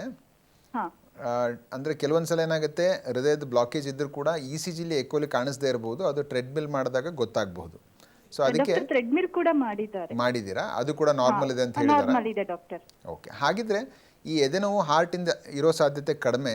ಕೆಲವೊಂದು ಸಲ ಏನಾಗ್ಬೋದು, ಗ್ಯಾಸ್ಟ್ರೈಟಿಸಿಂದ ಕೂಡ ಎದೆನೋವು ಬರ್ಬೋದು. ಆಮೇಲೆ ಮಸ್ಕ್ಯುಲೋಸ್ಕೆಲೆಟಲ್ ಪೇನ್ ಅಂತಂದರೆ ಸ್ನಾಯುಗಳಿಂದ, ಬೋನ್ಸಿಂದ, ಲಿಗಮೆಂಟ್ಸಿಂದ ಕೂಡ ನೋವು ಬರ್ಬೋದು. ಅಂದರೆ ಎದೆನೋವು ಬರೋದಕ್ಕೆ ಕಾರಣಗಳು ಭಾಳಷ್ಟಿದೆ. ಅದರಲ್ಲಿ ಎಲ್ಲಕ್ಕಿಂತ ಇಂಪಾರ್ಟೆಂಟು ಅಥವಾ ಸೀರಿಯಸ್ ಅನ್ನೋ ಕಾರಣ ಹಾರ್ಟ್ ಅಟ್ಯಾಕ್. ಸೊ ಆದ್ದರಿಂದ ನೀವು ಎಲ್ಲ ಟೆಸ್ಟ್ಗಳು ನಾರ್ಮಲ್ ಇದ್ದು ನಿಮ್ಮ ಡಾಕ್ಟರ್ ನೋಡಿಬಿಟ್ಟು ಹಾರ್ಟ್ದು ಏನು ಇಲ್ಲ ಅಂತ ಹೇಳಿದಾರೆ ಅಂದರೆ ಮೋಸ್ಟ್ಲಿ ಗ್ಯಾಸ್ಟ್ರೈಟಿಸ್ ರಿಲೇಟೆಡ್ ಇರುತ್ತೆ, ಇಲ್ಲಾಂದರೆ ಮಸ್ಕ್ಯುಲೋಸ್ಕೆಲೆಟಲ್ ಪೇನ್ ಇರುತ್ತೆ. ಅದಕ್ಕೆ ನಿಮ್ಮ ಡಾಕ್ಟರ್ ಏನು ಮೆಡಿಸಿನ್ಸ್ ಕೊಟ್ಟಿದ್ದಾರೆ ಅದನ್ನು ಕರೆಕ್ಟಾಗಿ ತೊಗೊಳ್ಳಿ, ಸರಿ ಹೋಗುತ್ತೆ. ಏನು ಭಯಪಡೋಂಥದ್ದೇನಿಲ್ಲ ಅದರಲ್ಲಿ. ಓಕೆ ಸುಷ್ಮಾ ಅವರೇ, ಧನ್ಯವಾದಗಳು ಕರೆಯನ್ನು ಮಾಡಿದ್ದಕ್ಕಾಗಿ. ಇನ್ನು ಡಾಕ್ಟರ್, ತುಂಬ ಜನ ಅಂದ್ಕೊಂಡಿರ್ತಾರೆ ನಮ್ಮ ತಂದೆ ತಾಯಿಗೆ ಹಾರ್ಟ್ ಅಟ್ಯಾಕ್ ಬಂದಿದೆ, ಹಾಗೆ ಇದು ಫ್ಯಾಮಿಲಿ ಹಿಸ್ಟ್ರಿಯಿಂದ ಬರುವಂಥ ಚಾನ್ಸಸ್ ಇದೆಯಾ ಅನ್ನುವಂಥ ಕನ್ಫ್ಯೂಷನ್ಸ್ ಇರುತ್ತೆ. ಏನು ಹೇಳ್ತೀರಾ ಡಾಕ್ಟರ್? ಯಾರಿಗೆ ಫ್ಯಾಮಿಲಿ ಹಿಸ್ಟ್ರಿ ಇರುತ್ತೆ ಅವರಿಗೆ ಡೆಫಿನೆಟ್ಲಿ ಹಾರ್ಟ್ ಅಟ್ಯಾಕ್ ಆಗಲಿ, ಹಾರ್ಟಿನ ಕಾಯಿಲೆ ಬರೋ ಸಾಧ್ಯತೆ ನಾರ್ಮಲ್ ಜನರಿಗಿಂತ ಜಾಸ್ತಿ. ಅಂದರೆ ರಿಸ್ಕ್ ಫ್ಯಾಕ್ಟರ್, ಫ್ಯಾಮಿಲಿ ಹಿಸ್ಟ್ರಿನೂ ಕೂಡ ಒಂದು ರಿಸ್ಕ್ ಫ್ಯಾಕ್ಟರ್ ಅಂತ ಕನ್ಸಿಡರ್ ಮಾಡ್ತೀವಿ. ಸೊ ಆದರೆ ತಂದೆ ತಾಯಿಗೆ ಹಾರ್ಟ್ ಅಟ್ಯಾಕ್ ಆಗಿದೆ ಅಂದರೆ ಮಕ್ಕಳಿಗೆ ಬರಲೇಬೇಕು ಅಂತೇನು ರೂಲ್ ಇಲ್ಲ. ಅದರಲ್ಲಿ ಭಾಳಷ್ಟು ಜೆನೆಟಿಕ್ ಕಾರಣಗಳು ಇರುತ್ತೆ. ಅದ್ರ ಜೊತೆಗೆ ನಿಮ್ಮದು ಡೈಲಿ ಲೈಫ್ ಸ್ಟೈಲ್ ಹೇಗಿದೆ, ಆಮೇಲೆ ನೀವು ರಿಸ್ಕ್ ಫ್ಯಾಕ್ಟರ್ಸ್ ಹೇಗಿದೆ, ಅದನ್ನು ಹೇಗೆ ನೀವು ಮ್ಯಾನೇಜ್ ಮಾಡಿದ್ದೀರಾ ಅನ್ನೋದು ಕೂಡ ಇಂಪಾರ್ಟೆಂಟ್ ಇರುತ್ತೆ. ಸೊ ಬೇಸಿಕಲಿ ತಂದೆ ತಾಯಿಯರಿಗೆ ಹಾರ್ಟ್ ತೊಂದರೆ ಇದೆ ಅಂದರೆ ಮಕ್ಕಳಲ್ಲಿ ಸ್ವಲ್ಪ ಬೇರೆಯವ್ರಿಗೆ ಕಂಪೇರ್ ಮಾಡಿದ್ರೆ ರಿಸ್ಕ್ ಜಾಸ್ತಿ ಹೊರತು 100% ಇವರಿಗೂ ಹಾರ್ಟ್ ಅಟ್ಯಾಕ್ ಬರುತ್ತೆ ಅಂತ ಹೇಳೋಕ್ಕಾಗಲ್ಲ. ಬಟ್ ಆದರೆ ಯಾರಿಗೆ ಫ್ಯಾಮಿಲಿ ಹಿಸ್ಟ್ರಿ ಇರುತ್ತೆ, ನಿಮ್ಮ ಫ್ಯಾಮಿಲಿಯಲ್ಲಿ ಹೃದಯಾಘಾತ ಯಾರಿಗೆ ಹಿಸ್ಟ್ರಿ ಇರುತ್ತೆ ಅಂಥವರು ತಮ್ಮ ಬೇರೆ ಎಲ್ಲ ಲೈಫ್ ಸ್ಟೈಲ್ನ ಕರೆಕ್ಟಾಗಿ ಚೇಂಜ್ ಮಾಡಿಕೊಂಡು ತಮ್ಮ ರಿಸ್ಕ್ ಫ್ಯಾಕ್ಟರ್ಸ್ನ ಕಂಟ್ರೋಲ್ ಮಾಡಿಕೊಂಡ್ರೆ, ಸಪೋಸ್ ಶುಗರ್ ಇದ್ದರೆ ಶುಗರ್ನ ಚೆನ್ನಾಗಿ ಕಂಟ್ರೋಲ್ ಇಟ್ಕೋಬೇಕು, ಬ್ಲಡ್ ಪ್ರೆಷರ್ ಇದ್ದರೆ ಅದಕ್ಕೆ ತಕ್ಕಂಥ ಮಾತ್ರೆ ತೊಗೊಂಡು ಬ್ಲಡ್ ಪ್ರೆಷರ್ನ ಕಂಟ್ರೋಲ್ ಇಟ್ಕೋಬೇಕು. ಆಮೇಲೆ ಕೊಲೆಸ್ಟ್ರಾಲ್ನ ರೆಗ್ಯುಲರಾಗಿ ಚೆಕ್ ಮಾಡಿ, ಅದು ಕೂಡ ಪ್ರತಿಯೊಬ್ಬರಿಗೂ ತಮ್ಮ ರಿಸ್ಕ್ ಫ್ಯಾಕ್ಟರ್ ತಕ್ಕಂಗೆ ಒಂದು ಬೇರೆ ಬೇರೆ ಟಾರ್ಗೆಟ್ಸ್ ಇರುತ್ತೆ, ಅದಕ್ಕಿಂತ ಕಡಿಮೆಗೆ ಮೇಂಟೈನ್ ಮಾಡಬೇಕು ಕೊಲೆಸ್ಟ್ರಾಲ್ನ. ಆಮೇಲೆ ಫಿಸಿಕಲಿ ಆ್ಯಕ್ಟಿವ್ ಇರಬೇಕು, ಡೈಲಿ ಅಟ್ಲೀಸ್ಟ್ 45 ನಿಮಿಷ ಮಾಡ್ರೇಟ್ ಇಂಟೆನ್ಸಿಟಿ ಎಕ್ಸಸೈಸ್, ಅಂದರೆ ಬ್ರಿಸ್ಕ್ ವಾಕ್ ಆಗಬಹುದು, ಅಥವಾ ಜಾಗಿಂಗ್ ಮಾಡೋದು, ಅಥವಾ ಸ್ವಿಮ್ಮಿಂಗು, ಆಮೇಲೆ ಸೈಕ್ಲಿಂಗು, ಈ ಥರದ್ದು ಯಾವುದೇ ಒಂದು ಎಕ್ಸಸೈಸ್ ಆದರೂ ಅಟ್ಲೀಸ್ಟ್ ವಾರಕ್ಕೆ 5 ದಿನ ಮಾಡಬೇಕು ಅಂತ ಗೈಡ್ಲೈನ್ಸ್ ಹೇಳುತ್ತೆ. ಅದೇ ರೀತಿ ಡಯಟ್ ಕೂಡ ಇವರು ಆವಾಗಲೇ ಹೇಳಿದ ಹಾಗೆ ಜಿಡ್ಡಿನಂಶ, ಎಣ್ಣೆ ಪದಾರ್ಥ, ತುಪ್ಪದಂಶ, ಜಂಕ್ ಫುಡ್ನ ಅವಾಯ್ಡ್ ಮಾಡಬೇಕು, ತರಕಾರಿ ಹಣ್ಣುಗಳನ್ನು ಜಾಸ್ತಿಯಾಗಿ ತಿನ್ನಬೇಕು. ಸೊ ಒಂದು ಹೆಲ್ದಿ ಡಯಟು, ಆಮೇಲೆ ಹೆಲ್ದಿ ಎಕ್ಸಸೈಸ್ ರೆಜಿಮೆನ್ನ ಕರೆಕ್ಟಾಗಿ ಮಾಡ್ಕೊಂಡು ಹೋಗಿ ತಮಗಿರುವ ರಿಸ್ಕ್ ಫ್ಯಾಕ್ಟರ್ಸ್ನ ಕಂಟ್ರೋಲ್ ಮಾಡಿಕೊಂಡು, ಆಮೇಲೆ ತಮ್ಮ ಬಾಡಿ ವೇಟ್ನ ಕಂಟ್ರೋಲ್ ಇಟ್ಕೋಬೇಕು. ಅಂತಂದರೆ ಭಾಳಷ್ಟು ಜನ ಬೊಜ್ಜು ಒಬೀಸ್ ಇದ್ರು ಅಂತಂದರೆ ಅವರು ತಮ್ಮ ವೇಟ್ನ ತಮ್ಮ ಹೈಟ್ಗೆ ತಕ್ಕಂತೆ ಅವರ ವೇಟ್ ಏನು ಐಡಿಯಲ್ ಇರುತ್ತೆ ಅದನ್ನು ಮೇಂಟೈನ್ ಮಾಡ್ಕೊಂಡು ಹೋದರೆ ಲಾಂಗ್ ರನ್ನಲ್ಲಿ ಅವರಿಗೂ ಕೂಡ ಹಾರ್ಟ್ ಅಟ್ಯಾಕ್ ಬರೋ ಚಾನ್ಸಸ್ ಕಡಿಮೆ ಆಗುತ್ತೆ. ಸೊ ಯಾರಿಗೆ ರಿಸ್ಕ್ ಫ್ಯಾಕ್ಟರ್ಸ್ ಇರುತ್ತೆ, ಅಂದರೆ ಫ್ಯಾಮಿಲಿ ಹಿಸ್ಟ್ರಿ ಇರುತ್ತೆ, ಅವರು ಸ್ವಲ್ಪ ತಮ್ಮ ಹೆಲ್ತಿನ ಬಗ್ಗೆ ಜಾಸ್ತಿ ಕಾಳಜಿ ವಹಿಸಬೇಕು. ಇವೆಲ್ಲ ರಿಸ್ಕ್ ಫ್ಯಾಕ್ಟರ್ಸ್ನ ಕರೆಕ್ಟಾಗಿ ಕಂಟ್ರೋಲ್ ಇಟ್ಕೋಬೇಕು. ಓಕೆ ಡಾಕ್ಟರ್, ಇಷ್ಟೊತ್ತು ನಮ್ಮ ಜೊತೆ ಈ ಹಾರ್ಟ್ ಅಟ್ಯಾಕ್ಗೆ ಸಂಬಂಧಪಟ್ಟಂತೆ ಸಾಕಷ್ಟು ಮಾಹಿತಿಯನ್ನು ತಿಳಿಸ್ಕೊಟ್ರಿ. ಹಾಗೆ ನಾಳಿನ ಸಂಚಿಕೆಯಲ್ಲಿ ಟ್ರೀಟ್ಮೆಂಟ್ ಬಗ್ಗೆ ಎಲ್ಲ ಮಾತಾಡೋಣ. ಧನ್ಯವಾದಗಳು ಡಾಕ್ಟರ್. ನಮಸ್ಕಾರ. ಎಸ್ ವೀಕ್ಷಕರೇ, ನೋಡಿದ್ರಿ ಕಾರ್ಯಕ್ರಮದಲ್ಲಿ ಈ ಹೃದಯಾಘಾತ ಬರದೇ ಇರೋದಕ್ಕೆ ನಾವು ಹೆಲ್ದಿಯಾಗಿ ಡಯಟ್ ಮಾಡುವಂಥದ್ದಾಗಿರ್ಬೋದು, ಹೆಲ್ದಿ ಎಕ್ಸಸೈಸ್ ಆಗಿರ್ಬೋದು, ಹೆಲ್ದಿ ಆದಂಥ ಆಹಾರ ಕ್ರಮ ಆಗಿರ್ಬೋದು, ನಮ್ಮ ಜೀವನ ಶೈಲಿಯನ್ನು ನಾವು ಯಾವ ರೀತಿಯಾಗಿ ಇಟ್ಕೊಂಡ್ರೆ ಈ ಹಾರ್ಟ್ ಅಟ್ಯಾಕ್ನ ತಡೆಗಟ್ಟಬಹುದು ಅನ್ನುವಂಥ ವಿಚಾರದ ಬಗ್ಗೆ ಇವತ್ತಿನ ಸಂಚಿಕೆಯಲ್ಲಿ ಡಾಕ್ಟರ್ ವಿಕ್ರಮ್ ಅವರು ನಮ್ಮೆಲ್ಲರಿಗೂ ಕೂಡ ತಿಳಿಸಿದ್ದಾರೆ. ಹಾಗೆ ನಾಳಿನ ಸಂಚಿಕೆಯಲ್ಲೂ ಕೂಡ ಇದು ಕಂಟಿನ್ಯೂ ಆಗುತ್ತೆ. ಹಾರ್ಟ್ ಅಟ್ಯಾಕ್ಗೆ ಯಾವ ರೀತಿಯಾದಂಥ ಡಯಾಗ್ನೋಸಿಸ್ ಆಗಿರ್ಬೋದು, ಹಾಗೆ ಟ್ರೀಟ್ಮೆಂಟ್ಗಳು ಯಾವ ರೀತಿಯಾಗಿ ಸಿಗುತ್ತೆ ಅನ್ನುವಂಥದ್ರ ಬಗ್ಗೆ ನಾಳಿನ ಸಂಚಿಕೆಯಲ್ಲಿ ಡಾಕ್ಟರ್ ವಿಕ್ರಮ್ ಖುಲ್ಲಾರಿ ಅವರು ನಮಗೆ ತಿಳಿಸಿಕೊಡ್ತಾರೆ. ಹಾಗೆ ಇಷ್ಟೊತ್ತು ಕಾರ್ಯಕ್ರಮವನ್ನ ನೀವೆಲ್ಲರೂ ಕೂಡ ನೋಡಿದ್ದೀರಿ. ಪ್ರತಿ ವಾರ ಕೂಡ ಸಿರಿ ಡಾಕ್ಟರ್ಸ್ ಲೈವ್ ಅಲ್ಲಿ ಒಂದೊಂದು ಆರೋಗ್ಯಕ್ಕೆ ಸಂಬಂಧಪಟ್ಟಂತ ವಿಚಾರಗಳನ್ನ ನಾವು ನಿಮ್ಮ ಮುಂದೆ ತರ್ತಾ ಇರ್ತೀವಿ. ಇಷ್ಟೊತ್ತು ಕಾರ್ಯಕ್ರಮವನ್ನ ನೋಡಿದಂತ ನಿಮ್ಮೆಲ್ಲರಿಗೂ ಕೂಡ ಧನ್ಯವಾದಗಳು.